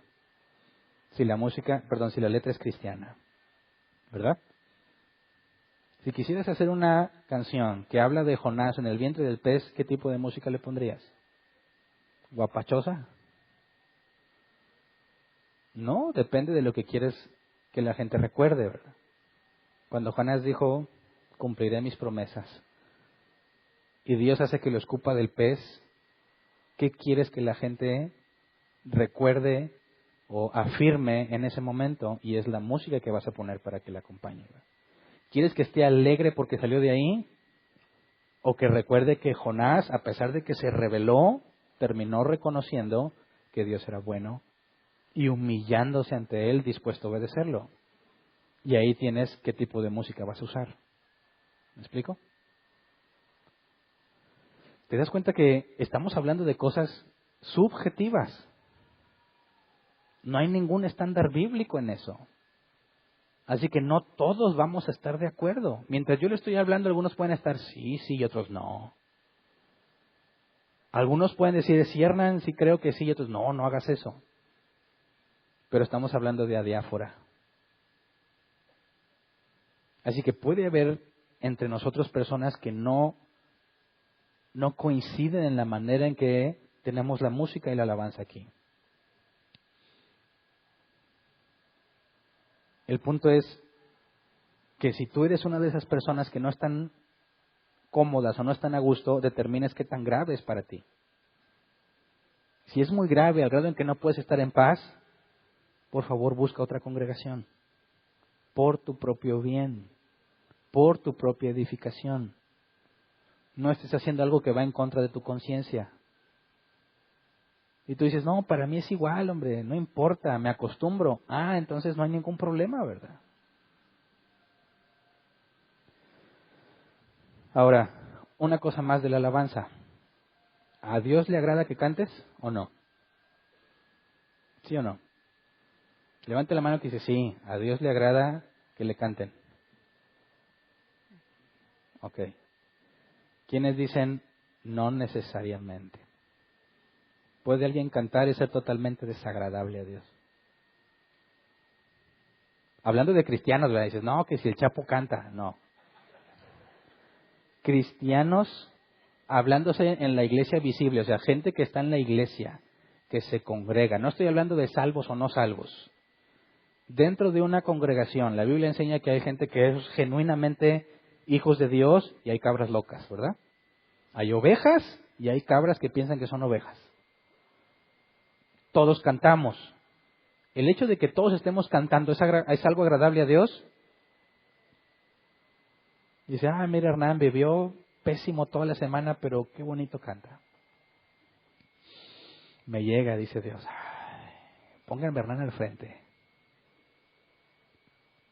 Me desobedece todos los días, no le importa lo que debe de hacer. Es un falso cristiano, pero me gusta cómo canta. ¿Será eso posible? Amós 5, 21 al 24. Yo aborrezco sus fiestas religiosas. No soporto sus cultos de adoración. Ustedes se acercan a mí trayendo toda clase de ofrendas, pero yo no quiero ni mirarlas. Vayan a cantar a otra parte. No quiero oír esa música de arpa. Mejor traten con justicia a los demás y sean justos como yo lo soy. Que abunden sus buenas acciones como abundan las aguas de un río caudaloso. Ahora, ¿el hecho de que una persona que asiste a la iglesia cante le es agradable a Dios? Claro que no. ¿Verdad? Así que fíjate bien, a mí me decían, a ver, todos vamos a cantar. Y los de la alabanza, que algunos agregaban a las panderistas. ¿Quién fue panderista? Vamos a ver. O panderisto, porque también había hombres, ¿verdad? ¿Una panderista? Los demás no lo nieguen, que sí sé que son. Ok. Cuando te enseñaban el ministerio de pandero, ¿cuál era la justificación bíblica? Eras punta de lanza. A mí me dijeron así, eras punta de lanza. Porque cuando la iglesia reunida alaba a Dios, los cielos se abren. Entonces, la panderista se veía a sí mismo como que va al frente, como cuando los patos vuelan, ¿se han visto, no? Las aves en el cielo vuelan así como en triangular. Y la mayor carga la lleva el de la punta, porque tiene que ir contra el viento. Y todos los que están a un lado se benefician, sobre todo los que están atrás de ellos, ya no tienen tanta resistencia en el viento. Y eso de alguna manera se lo llevaron a la iglesia. Y piensan que cuando cantas, las panderistas o los de la alabanza son la punta de lanza. Y van abriendo en lo espiritual y van así haciendo a un lado los demonios y las huestes y hasta que llegan al cielo. Y todos nos beneficiamos por el trabajo de ellos, ¿verdad? ¿Es eso bíblico? No, ¿qué me dices de la omnipresencia de Dios? ¿Tienes que llegar a algún lado para estar con Dios? Claro que no. ¿Qué tal la vida de los que están cantando? ¿Lo toma en cuenta Dios eso? Claro. Claro que sí. Así que fíjate bien, no es el hecho de que vengas a cantar, sino quién está cantando. ¿Me explico? Me dices, pues viví muy mal, pero ahorita me doy una buena limpia, le voy a echar todo el fin a la canción. Y voy a danzar y todo, y Dios ya va a olvidar todo lo que he hecho. Eso es incorrecto. Tiene que haber congruencia en nuestra vida y lo que estamos cantando. Fíjate, hay algunos que dicen, bueno, ¿quieres que una persona no cristiana se convierta? Ponlo a cantar alabanzas. Le va a agradar a Dios. ¿Alguna vez evangelizaste secretamente que estabas en tu trabajo y ponías las alabanzas? ¿Y qué esperabas? Bueno, eso quizás nada más lo hacía yo, pero a mí me enseñaron así, ¿verdad? ¿Qué esperabas que pasara cuando ponías las alabanzas en tu trabajo? ¿Pensabas que los demonios iban a empezar a incomodarse? Y que las barreras se iban a empezar a derribar, ¿verdad? Y que de repente la gente iba a decir, yo quiero todo con Dios porque escuché la adoración. Eso no tiene nada que ver en lo espiritual, ¿verdad? Tiene que ver con quién es el que está cantando. A Dios le complace que sus hijos le canten. Los demás no. Fíjate, Salmo 50, 16 al 21. Pero Dios le dice al malvado, ¿qué derecho tienes tú de recitar mis leyes o de mencionar mi pacto con tus labios? Mi instrucción la aborreces, mis palabras las desechas. Ves a un ladrón y lo acompañas, con los adúlteros te identificas. Para lo malo das rienda suelta a tu boca, tu lengua está siempre dispuesta al engaño. Tienes por costumbre hablar contra tu prójimo y aún calumnias a tu propio hermano. Has hecho todo esto y he guardado silencio. ¿Acaso piensas que soy como tú? Pero ahora voy a responderte. Cara a cara voy a denunciarte. Así que no se trata de que cantes, ¿verdad? Sino quién eres cuando cantas. Y hay mucho más que podríamos decir de la música y de la alabanza, ¿verdad? Pero me parece que son lineamientos más que suficientes para entender lo que estamos haciendo aquí y poder discernir si hay algo que estamos haciendo mal. Se tiene que buscar un punto donde la letra y la música estén en común acuerdo para instruir, para aconsejar, para alabar a Dios. Y una aclaración, cuando hablamos de adoración no estamos hablando de canción, ¿verdad? La palabra adoración en griego es proskuneo, que tiene que ver con una forma externa de mostrarle honor a alguien y que en el estricto sentido de la definición es lamer la mano del amo como un perro. O sea, lamer la mano de alguien como un perro lame la mano del amo. Es una humillación total, que se puede adorar a Dios cantando y sin cantar, ¿verdad? Toda nuestra vida debe ser adoración, cantes o no cantes. Así que, en cuanto a ese tema, no voy a profundizar más. En cuanto a la enseñanza, eso ya lo estudiamos desde que vimos los dones, ¿verdad? ¿Quién es maestro? La responsabilidad de los obispos y de los ancianos. Así que tampoco voy a entrar en ese tema. Lo que me resta nada más es ver lo de la oración y lo de las mujeres. Algunos han preguntado que por qué no tenemos reuniones de oración aquí. ¿Por qué no destinas un día para que vengamos a orar? ¿Alguna vez te lo optaste? Ahora, ¿oramos nosotros cuando nos regamos o no? ¿Te has dado cuenta o no? Dices, oye, sí es cierto, nunca oramos. ¿O sí oramos? A mí me han dicho personas de aquí, que algunos ya no están, que aquí no oramos. Y yo le pregunté, ¿qué esperas que pase en la oración? Bueno, que nos tomemos de las manos, como lo dije hace un momento, que se digan las peticiones, que pasen los enfermos y que oremos por ellos, que estemos haciendo una serie de actividades que no están especificadas en la Biblia, pero que él cree que se deben de hacer, ¿verdad? Y hemos enfrentado ese problema de distintas maneras. No estamos buscando obligarte a que vengas a recitar una lista de peticiones. Lo que buscamos es que hagamos lo que los discípulos hacían, o se ve que los discípulos hacían cuando se reunían, que todos oraban unánimes. ¿Te acuerdas? Los discípulos se unían y oraban unánimes. Y ahí registrada una oración particular cuando les prohibieron hablar en el nombre de Jesús. Y oraron para que Dios les diera valor de hablar aún en contra de la prohibición y del peligro implícito que corría en sus vidas, ¿verdad? Ellos estaban orando a Dios según lo que estaban viviendo y según lo que estaban entendiendo. ¿Cómo lo hicimos nosotros? En lugar de transmitirlo en un evento donde vienes y a ver, ahora sí, 1, 2, vamos a orar, oramos siempre al terminar el mensaje. ¿Te has preguntado por qué? ¿Cómo nos esforzamos para que todos tengamos un mismo sentir al orar? Y que al orar estemos entendiendo qué es lo que estamos pidiendo. Tendríamos que dedicar tiempo a explicar la situación, qué dice la palabra de Dios, cómo la aplicamos en nuestras vidas, para que oremos tratando de tener un mismo entendimiento. Y eso se logra de forma automática al terminar la predicación. ¿Me explico? Todos acabamos de estar escuchando la palabra, de estarla meditando, de estar analizando, de dejar en claro cómo es que la debemos llevar a la práctica, y juntos le pedimos a Dios en oración que nos ayude a cumplirlo. ¿Me explico? ¿Qué de los enfermos? Imagínate cuánto nos tardaríamos si pasamos a los enfermos a orar por ellos. Algunas veces nos dijeron, ¿qué tal los cumpleaños? Lo hacíamos antes cuando éramos muy poquitos, ahora se vuelve muy complejo. Santiago nos da la pauta, alguien está enfermo, haga oración. Si está en cama, llame a los ancianos. Orar unos por otros. La oración no tienes que esperar a que yo te diga, ahora sí, vengan todos y oren. Eso lo puedes hacer siempre. Yo puedo orar por los enfermos, no necesariamente aquí. ¿Me explico? Cuando hablamos con ellos en situaciones difíciles. Si tienes gripa no vas a decir, oren por mí. Hay unos que sí piden como quiera, ¿verdad? Bueno, pues mira, ¿sabes qué? Tómate un desenfriol. No todo es espiritual, ¿verdad? Hay cosas naturales. Pues es que no me detectan qué es y estoy angustiado. Ok, vamos a orar por ti, pero no necesariamente para que Dios te sane, sino para que Dios cumpla su propósito en ti, ya sea que incluya o no la sanidad. ¿Me explico?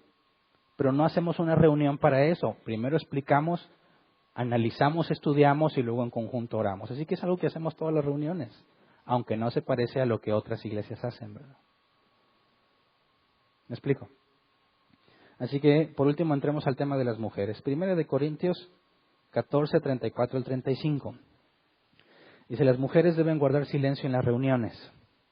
No está permitido que ellas hablen. Más bien, deben mostrarse respetuosas, como dice la ley de Moisés. Si quieren aprender algo, que les pregunten a sus esposos cuando ya están en su casa. Se ve mal que la mujer hable en las iglesias. Ok, la primera pregunta que tendríamos que hacer es, cuando dice, se ve mal que la mujer hable, ¿aquí se ve mal o no? Diría, depende de lo que diga, ¿no? ¿Estamos de acuerdo en eso? Depende de lo que diga. Ahora, considerando esta prohibición, suena muy interesante ir a 1 Corintios 11:5. Pablo les está diciendo que la mujer no hable, ¿verdad? Que guarde silencio, porque es vergonzoso. Y en 1 Corintios 11:5 dice, en cambio, toda mujer que ora o profetiza con la cabeza descubierta deshonra al que es su cabeza. Es como si estuviera rasurada. Y aquí no hay una prohibición en cuanto a proferir palabra, sino en cuanto a la forma en la que lo hace. Si está cubierta o no, si tiene señal de autoridad o no. Que nuestro contexto es si está de acuerdo su vestimenta, es decir, si no parece una prostituta. Las hijas de Felipe profetizaban, ¿verdad? Así que el mismo Pablo no condena que la mujer profetice si está de acuerdo a la cultura y luego les dice que tienen prohibido hablar. Sería una contradicción si ambas cosas las consideramos sin contexto, ¿verdad? Así que tendríamos que entender qué es lo que Pablo, para no caer en esto, qué es lo que Pablo está restringiendo, que se traduce en que la mujer no hable. Y necesitas ir al contexto cultural, ¿verdad? Fíjate, en aquel entonces se sabe históricamente que las profetisas o mujeres religiosas, o sea, no cristianas, seculares, porque tenían muchos templos dedicados a distintos dioses, ellas acostumbraban a tomar la palabra en sus cultos. Se dice que los visitantes del templo eran instruidos por distintas mujeres dedicadas a eso y hablaban de las maravillas del Dios en cuyo templo estabas. Las genetalíacas eran, es lo que estoy leyendo según el registro histórico que encontré, eran astrólogas que predecían el porvenir inspiradas por la diosa Afrodita o Venus. Ellas celebraban fiestas de misterios llamadas genetilides en su honor, en las que exclusivamente participaban mujeres y les sacrificaban un perro. Predecían el porvenir por medio de los astros el día en que nacía una persona y escribían un poema pronosticándole la fortuna. Es decir, si tú querías que el Dios al cual ibas a visitar te diera un mensaje a ti, una profecía, tenías que ir con estas mujeres. Normalmente también implicaba un precio a pagar. Y te podían escribir un poema pronosticándote la fortuna, lo que algunos le llaman profecías, ¿verdad? Ahora, eso parece que se infiltró en la iglesia. Mujeres se convertían en el cristianismo y querían tomar la palabra en la iglesia. ¿Qué significa hablar en la iglesia en ese contexto? Imagínate que está la señora sentada en la iglesia, está prohibido que las mujeres hablen, y a un lado de ella empieza a incendiarse el lugar. ¿Puede gritar fuego o no porque Pablo lo prohibió?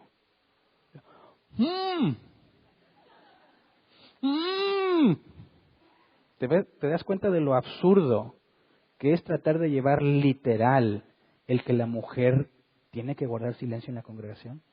en que es mal visto que hable, no está hablando del hecho de platicar con alguien. ¿Estás de acuerdo?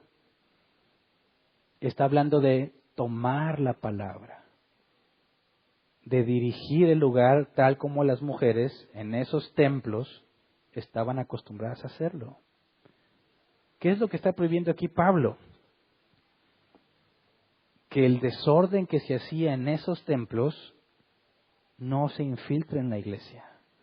Que las mujeres encargadas de hacer eso en lo secular no traten de llevar esa práctica a la iglesia, o que las mujeres traten de imitar esa práctica cuando se reúnen como iglesia. ¿Me explico?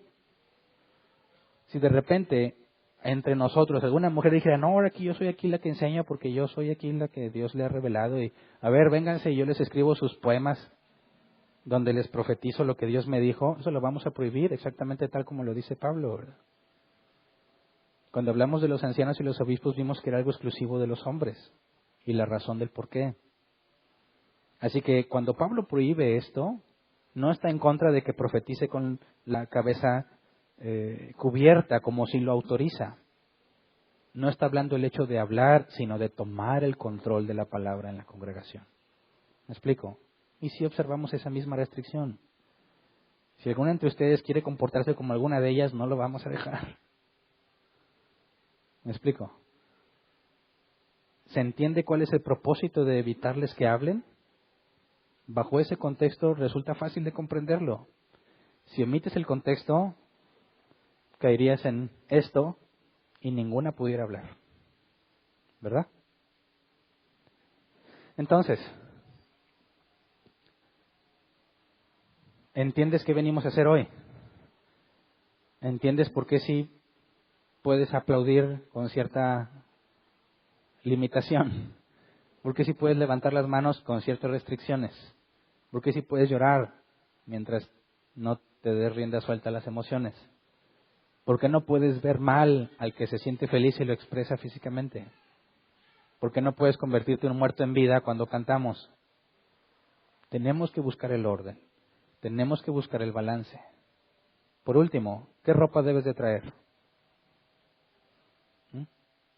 ¿Qué ropa? ¿Podemos establecer algo en eso? Ya ha habido problemas, no graves, pero ya ha habido situaciones donde entre nosotros hay desacuerdos entre la forma de vestir, ya no mía, sino entre los que nos acompañan. Ha habido ciertas discusiones entre lo inapropiado de la vestimenta de algunos. Pero eso inapropiado siempre ha sido de acuerdo a la opinión de la persona que así lo considera, ¿verdad? Así que resolvamos ese asunto ya que estamos en ese tema. Cuando vienes aquí a la iglesia y tratas de edificar a tus hermanos y dedicarte en las cosas que estamos aprendiendo que debes hacer, ¿tiene eso algún valor especial para ti o no? Por ejemplo, cuando un muchacho anda alborotado con una muchacha que le gusta y sabe que la va a ir a ver, ¿cómo se viste? Los normales. Que hay unos que son bien, iba a decir arrastrados, pero no lo voy a decir. Bien, no sé, indiferentes en cuanto a su aspecto físico. Lo normal es que te arregles, ¿verdad? Te vistes de una manera no cotidiana, porque es algo especial para ti.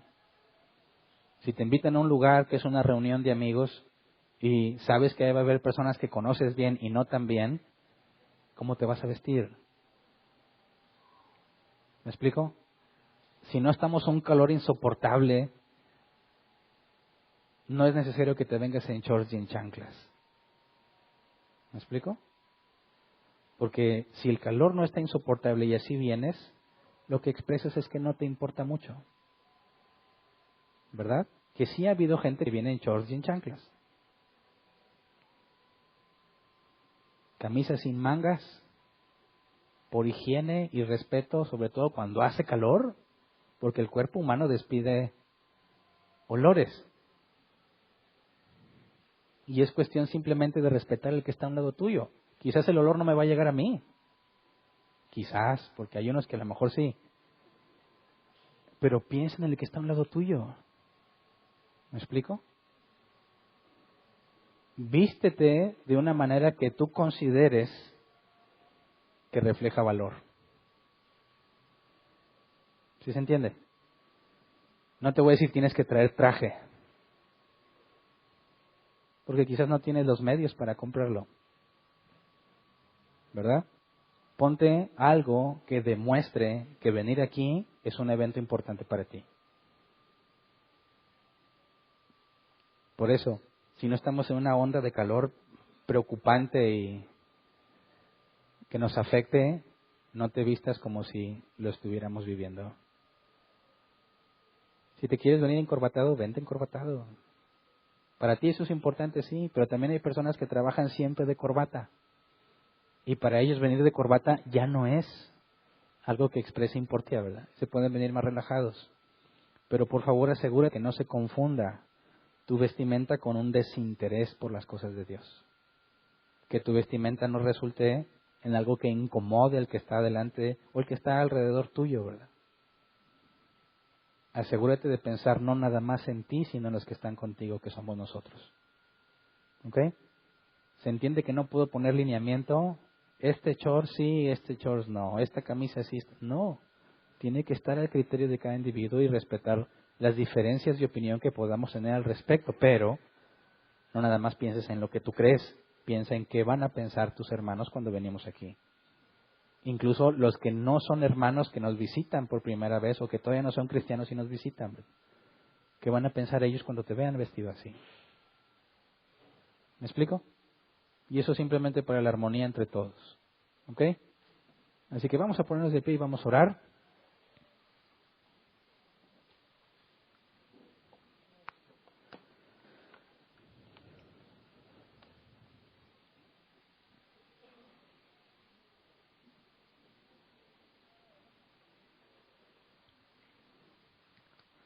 Pidémosle a Dios sabiduría, ¿cómo ven?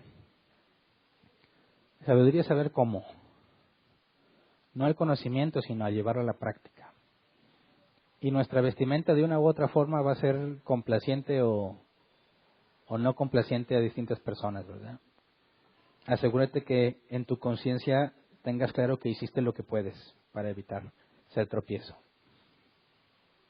Cuando cantamos, busca no solamente lo intelectual, también puedes sentir.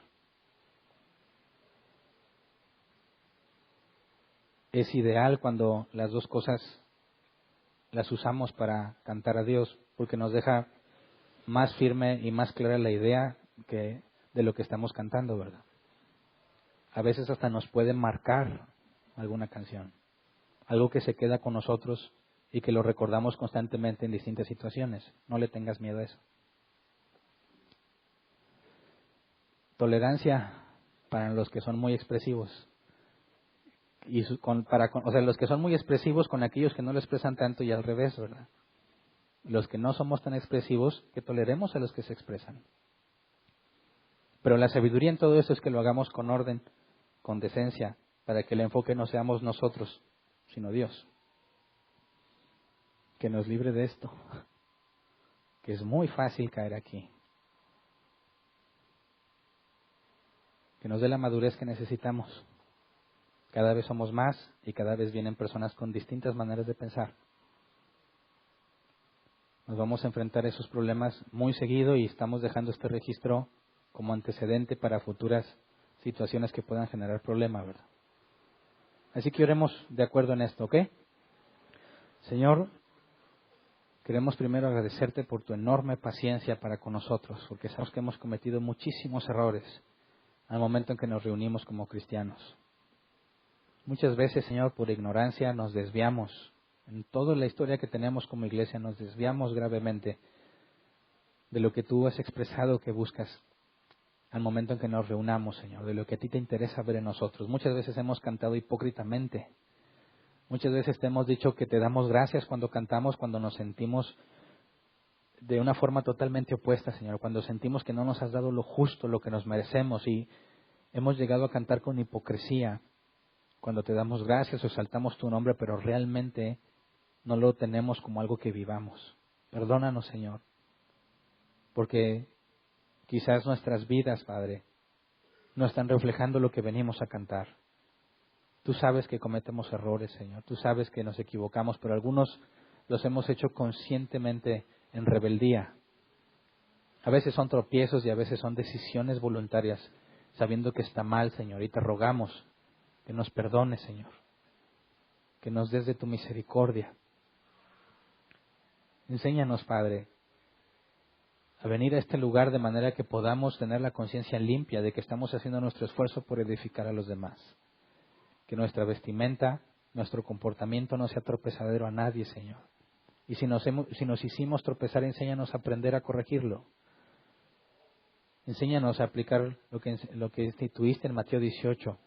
No murmurar entre nosotros cuando alguien se viste inadecuadamente según su perspectiva, sino ir a hablar con él y confrontar el hecho y buscar la manera de solucionarlo. Enséñanos, Padre, a vivir de acuerdo a la libertad que nos has dado, pero sin caer en el libertinaje. Enséñanos a proteger lo que tú has instruido sin caer en el legalismo, Señor. Danos paciencia unos con otros en el proceso de aprendizaje que tenemos, Señor. Que algunos son más maduros que otros, algunos ya aprendieron a eliminar el tropiezo y otros todavía no. Enséñanos, Señor, a pagar el precio del aprendizaje de nuestros hermanos. Cuando alguien se equivoca, todos pagamos el precio, Señor. Algunos más que otros. Algunos pueden resultar incluso ofendidos. Pero enséñanos a tener la madurez de soportar las ofensas con la esperanza de que nuestro hermano madure, de que nuestro hermano crezca, Señor, en conocimiento y sabiduría, que deje de pensar en sí mismo solamente y empiece a pensar en el resto de sus hermanos que nos reunimos en este lugar. Enséñanos, Padre, a encontrar el balance en lo que hacemos para honrarte a ti. Nuestro objetivo es que cuando alguien viene por primera vez, tenga en claro que tú eres lo más importante, que tu palabra es lo más importante. Que venimos, Señor, sabiendo que somos personas pecadoras, llenas de defectos, pero que no estamos tratando de ganarnos tu favor, Señor, sino que reconocemos que necesitamos de ti como Salvador. Que los que nos acompañen y entre nosotros siempre queden claros, Señor, que buscamos el orden, la decencia, que buscamos engrandecerte solo a ti y hablar solo de ti, Señor. Que ninguno de nosotros se sienta desviado, Señor, o piensa que lo que hacemos es para agradarles o para favorecerles. Lo que buscamos es agradarte a ti, Señor, y queremos pedirte que te encargues de que nuestras acciones así lo comuniquen. Que nuestro hacer en la iglesia, Señor, sea para tu gloria y para tu honra. Y que los errores que estamos cometiendo, porque seguramente tenemos errores, en tu misericordia nos ilumines y nos muestres el camino para corregirlos, de manera que avancemos, Señor, creciendo a imagen tuya, bendiciendo y edificando a los que se congreguen con nosotros, para que queden claros, Señor, que nuestro principal objetivo al estar reunidos aquí eres tú. Gracias por tu paciencia, gracias, Señor, por tus misericordias y por todo lo que vas a hacer en nuestras vidas. Amén. Pueden sentarse. Sección de preguntas. Si alguien tiene una pregunta en cuanto a este tema, en todo lo que abarcamos, por favor aproveche para aclararla. Si tú te has sentido medio raro en cosas que hacemos, aprovecha para preguntar. Que nadie se vaya con cosas que no dejaron claras porque ya no vas a tener justificación, ¿verdad? Así que aprovechemos. Si hay algo que no te queda claro de lo que estamos haciendo, de la liturgia que tenemos, aprovecha estos minutos para buscar aclararlo, ¿ok? Así que si alguien tiene una pregunta, por favor levante su mano. Tenemos 15 minutos para responder y ya nos han dicho que nos hemos pasado de 15 minutos. Así que se va a implementar un cambio. No estoy seguro si ya se va a implementar, pero les aviso, vamos a poner un contador regresivo de los 15 minutos en el proyector.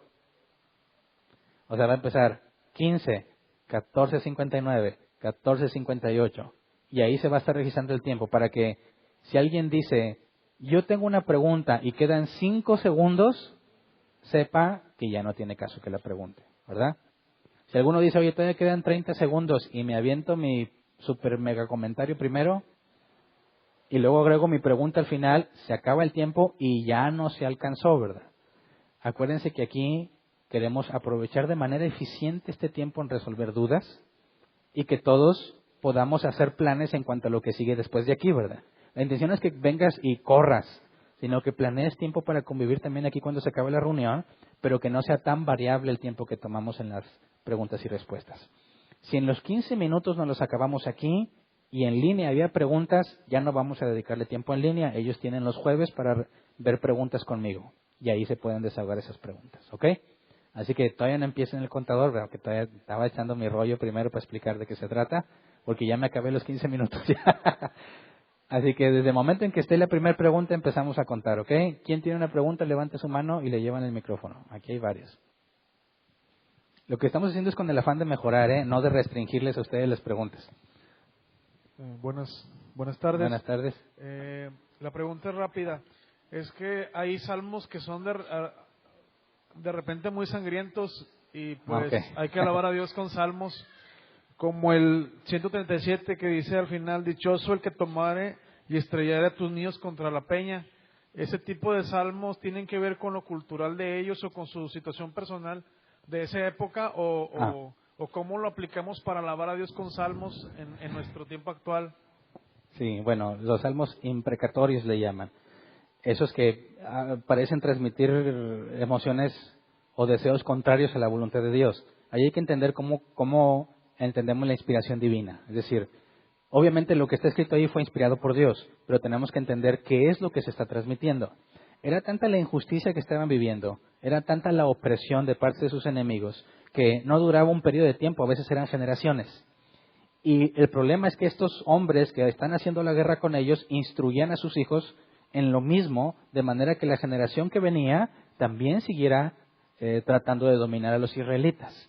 Así que el hecho de acabar con sus hijos no era el deseo de simplemente matarlos y desquitarme, sino romper con ese ciclo de generación en generación de odio contra ellos. Así que entendiendo el concepto, lo que transmite es el deseo de evitar la continuidad de ese mal, no tanto el estrellar al niño contra la piedra. ¿Sí? Sí, Y no creo que funcione cantarlo aquí en la congregación. Gracias. ¿Hay otra? Sí. Buenas tardes. Oye, Hernán, yo todavía tengo mucha duda con cómo le explicas A ver, a alguien. ¿podrías pegarte más el micrófono? Sí, la Ándale. parte de la oración. Uh-huh. Es la estructura que tú comentas que mucha gente ya la ha manejado como cristianos, pero también cuando estás con uno creyente, o sea, te dicen, es que tú no crees en la oración, o sea, el poder de la oración, que tú le pides a Dios, y yo he visto, o sea, doy testimonio que yo me uní en oración, o sea, le pedí a Dios que sanara a alguien, Uh-huh. y lo sanó. Entonces tú dices, bueno, de acuerdo a su voluntad, tú siempre puedes orar, hablar con Dios. Pero ellos dicen, no, es que entonces no le estás dando, o sea, Dios dice que sí, donde se unan 2 o 3, yo voy Sí. a cambiar, pero le digo, es que no puedes cambiar la voluntad de Dios, es que ellos sienten mucho eso, bueno, me manifiesta mucha gente a mi alrededor, que ellos le piden en oración, eso es pedir en orar, es pedirle a Dios que haga algo para un cambio, un beneficio a otra persona, y Dios lo hace. Uh-huh. Entonces ahí yo...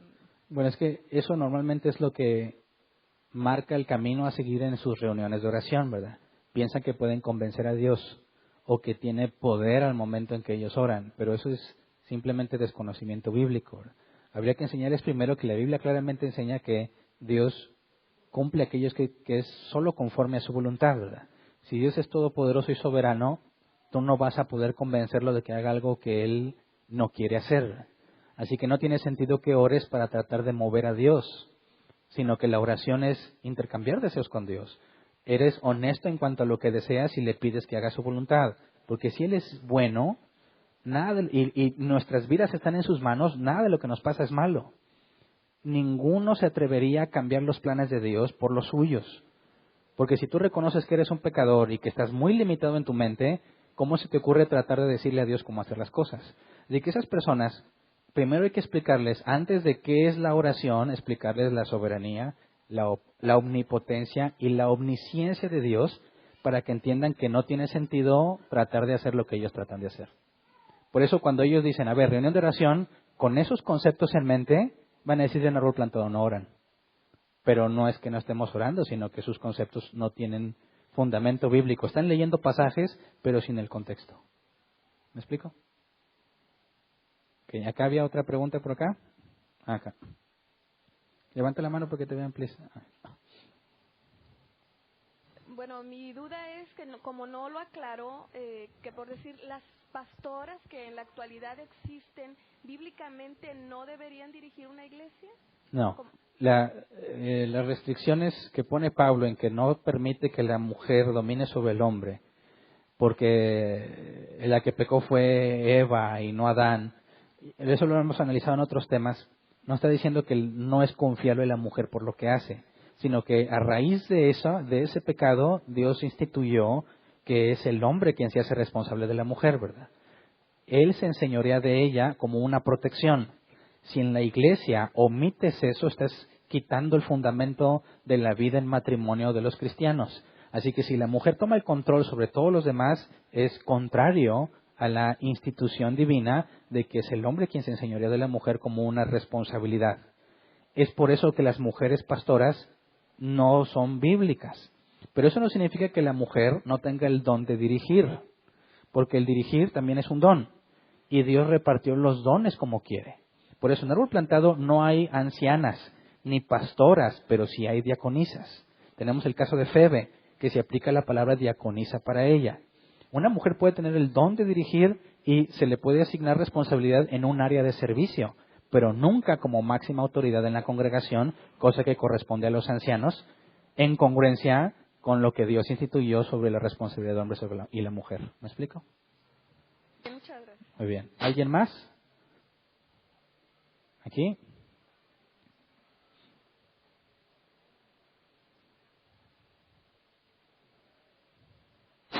Sí, buenas tardes. Sí, pastor, ¿en verdad crees tú que todo lo que hacemos en este lugar como congregación, todo lo que hacemos y todo lo que no hacemos, lo hacemos de corazón? Por ejemplo, nuestra participación, hablo como... Cambio de micrófono. Sí, hablo como grupo, como congregación, ¿verdad? ¿En verdad crees tú, pastor, que todo lo hagamos de corazón, tanto lo que hacemos como lo que no hacemos? O más bien, pastor, podríamos decir que es un conjunto, por así decirlo, de reglas, de medidas, de como ponernos de acuerdo como un mismo grupo, y como tú lo comentaste al final, bueno, si a ti te llega a parecer algún tipo de actividad como la alabanza, que es algo por a ti insoportable, bueno, pues la manera más amable es retírate. Pero no sé si, pastor, si estés de acuerdo, que más bien es eso, un conjunto de reglas, y no tanto que todos lo que hagamos o lo que no hagamos lo estemos haciendo o no lo estemos haciendo de todo corazón. Esto va ligado, pastor, al comentario que creo que escuché que dijiste, que los hermanos de la alabanza decían que a veces, Dios me perdone y los hermanos también, si lo digo de alguna manera distorsionada, ¿verdad? Pero es que a veces parecen zombies enfrente de nosotros. O respecto a la oración, que también lo comentaste, Dios sabe que te respeto, y yo admiro tu disposición, tu tiempo, tu dedicación, y quisiera yo que un día no solo poder enseñar igual que tú, sino mejor que tú. Pero después de este breve comentario, pastor, ¿no has considerado tú, pastor? Primero hice el punto de la aclaración por lo que te voy a decir, pero te voy a decir lo que yo he visto, pastor. Yo creo que la gente, por así decirlo, está como, entre comillas, escamada por el tipo de exposición que a veces haces refiriéndote a la alabanza y refiriéndote, por ejemplo, a la oración. Tú acabas de decir, oye, a veces el grupo de alabanza dice, oye, están como muertos vivientes. Yo lo he visto así, tal vez esté equivocado, pero siento que haría mal si no lo externara. Entonces, ¿por qué? Porque muchos pasajes que comentas referente a la alabanza, mencionas el sentido, por así decirlo, negativo, o lo que no es, o lo que el mundo no hace, o lo que el mundo hace y lo hace mal, las iglesias cristianas, pero se deja muy por debajo lo que realmente es la alabanza bíblica y que no deja de ser. Ese es un ejemplo de lo que mencionas del grupo de alabanza. Y respecto a las oraciones, viene a mi mente cuando un hermano le pone en su corazón Dios orar por ti. Y si tú lo recuerdas, y varios de los aquí presentes, pues tú creo que dijiste, bueno, ¿quién es el valiente que agarra el micrófono? Y pues todos volteaban a ver a todos y dices, oye, no hay siquiera uno entre vosotros que pueda pasar y tomar el teléfono y orar por tu pastor. El micrófono. Sí, el micrófono, ¿qué dije? Teléfono. Bueno. tomar el micrófono y el teléfono y usar el micrófono para orar por ti. Bueno, pastor, y entonces todo esto relacionado, por ejemplo, ya como un ejemplo también es cuando están los muchachos, pues, alabando a Dios. Un compañero de trabajo que me pide favor que lleve las grabaciones me dice, oye, ¿por qué al final están parados? Y le dice, pueden sentarse. O al final, pongámonos de pie porque vamos a orar. O sea, eso, si no nos pusiéramos de pie, sí entiendo la cuestión de un orden y oye, vas a parecer rebelde y ese tipo de cosas. Pero tiene un sentido espiritual.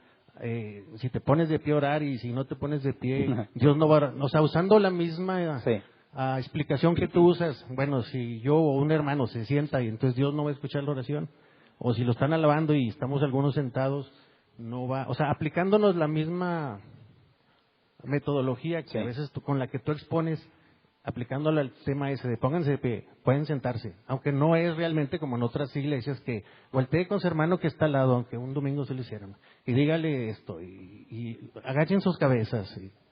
¿Qué opinas de eso, pastor? Bueno, en cuanto a la alabanza, yo, como lo he dicho, y el objetivo de este tema es aclarar esas situaciones que quizás yo no puedo ejemplificar ante la congregación. Es decir, para mí me resulta muy complejo tratar de expresar emociones que no siento. Puede ser bueno o malo. Es decir, normalmente la gente ve como amabilidad el que expreses cosas, aunque no necesariamente las sientas, ¿verdad? Pero quizás no soy el único, pero algunos tenemos problema en expresar emociones que no sientes, ¿verdad? No puedo fingir que estoy feliz cuando no estoy feliz. Pero no quiero que eso sea tropiezo a mis hermanos, que cuando me vean piensen que porque no estoy así rebosando no estoy feliz, ¿verdad? Entonces yo estoy consciente de mis limitaciones y en mi conciencia no quiero convertirme en un actor con tratar de dar un buen ejemplo a los demás. O sea, no quiero fingir cosas que no son parte de mí al hacerlo. Entonces, si a mí me ves en la alabanza, yo voy a aplaudir, ¿verdad? Quizás difícilmente vas a ver que yo exprese algo más que llevar el ritmo en la canción o cerrar los ojos cuando me quiero concentrar en lo que estoy cantando. Pero eso no significa que todos están limitados a hacer lo que yo hago, ¿verdad? Eso es un error. No puedes a mí, en mi personalidad, tratar de convertirlo en el estándar a seguir. Cada uno debe de ser congruente con lo que siente. Por eso cuando digo que tienes libertad para hacerlo, no se trata de que tienes libertad para imitarme, no estoy hablando de eso, ¿verdad? Yo respeto que alguien tenga muchas ganas de cantar, mi esposa puede estar cantando y levantar las manos, ella es distinta que yo al momento de expresarse y no pongo ningún pero si alguien más lo quiere hacer, ¿verdad? Entonces, no se trata de que busques a un hermano y lo uses como guía, sino de que tú hagas de forma congruente lo que se supone que debemos hacer. Y decías, ¿crees que todos lo hacemos? Claro que no. No todos estamos haciendo el deber ser porque somos humanos y nos vamos a equivocar. Va a haber días en que vienes totalmente desanimado y vamos a cantar canciones que hablan de gratitud. ¿Qué debemos hacer? ¿Fingir? No, sino de hacer lo que dijo el salmista. Bendice alma mía a Jehová y no olvides ninguno de sus beneficios. Es decir, si la canción tiene que hablar con gratitud a Dios y yo no me siento agradecido, voy a empezar a recordarme a mí lo que la letra dice para cambiar mi actitud. No fingir que estoy agradecido cuando no lo estoy. O sea, el llamado es a luchar con nosotros mismos para ser congruentes con lo que estamos haciendo. Y en cuanto a lo que yo hablo de la alabanza, aunado a lo que ya expliqué en cuanto a mi personalidad, se trata también de que no caigas en exageraciones, ¿verdad? Cuando hablo de que se ponen así y saltan y se mueven, eso es una exageración que pone estorbo en la congregación y va en contra de lo que claramente se establece como orden. Por eso, esos ejemplos no deben llevarte a un extremo de no expresar nada. Ese es el objetivo de aclarar la situación el día de hoy. ¿Me explico? Muy bien. ¿Alguien más? Queda solamente un minuto. Ok. Y acabas de preguntar, ¿hay alguien más o no? Si no, demos chance si ya no hay nadie aquí, demos chance a una en línea, si alcanzamos. ¿Sí hay o no hay en línea? Ok. Dice, buenas tardes, ¿en qué pasaje bíblico se basaron para realizar el tiempo de preguntas al terminar la predicación? Que no lo hacen las demás iglesias y que además me parece excelente. Qué bueno. Bueno, ya iba a preparar mi defensa, déjame. No, estoy jugando. Cualquiera puede hacer una pregunta que sé, aunque no esté de acuerdo con lo que estoy explicando, ¿verdad? Mi obligación es dar una explicación razonable. Obviamente no hay un pasaje que te diga que se debe haber una sección de preguntas, pero tú puedes ver que cuando Jesús predicaba, mucha gente no entendía. Jesús aclaraba que los que no son sus ovejas no iban a entender, y en una ocasión le dijo a los discípulos que a ellos se les había permitido revelar los secretos del reino. Y lo que Jesús explicaba en forma genérica, a sus discípulos se los explicaba con otras palabras, con aplicaciones y ejemplos para que comprendieran. Partiendo de eso, y que nuestro propósito es perseverar en la doctrina de los apóstoles, ¿qué sentido tiene que vengan, tengan un chorro de dudas y se vayan a su casa con las dudas sin haber destinado un tiempo a aclararlas? Eso puede ser contraproducente al objetivo propio de venir a estudiar. Por eso, el dar la oportunidad de que se pregunte, estamos en cierta forma imitando a Jesús cuando explicaba de manera más detallada a los discípulos qué es lo que se había explicado en forma genérica, y me parece que ayuda a cumplir el propósito de perseverar juntos. Así que no es propiamente un pasaje que dice que tiene que haberlo, pero puedes deducir que es propio del cristianismo que se den explicaciones, y sobre todo cuando Pablo dice que el que profetice los demás juzguen. Y eso implica que se tiene que estar validando que lo que se enseña sea correcto. Y la sección de preguntas ayuda a que se valide mejor.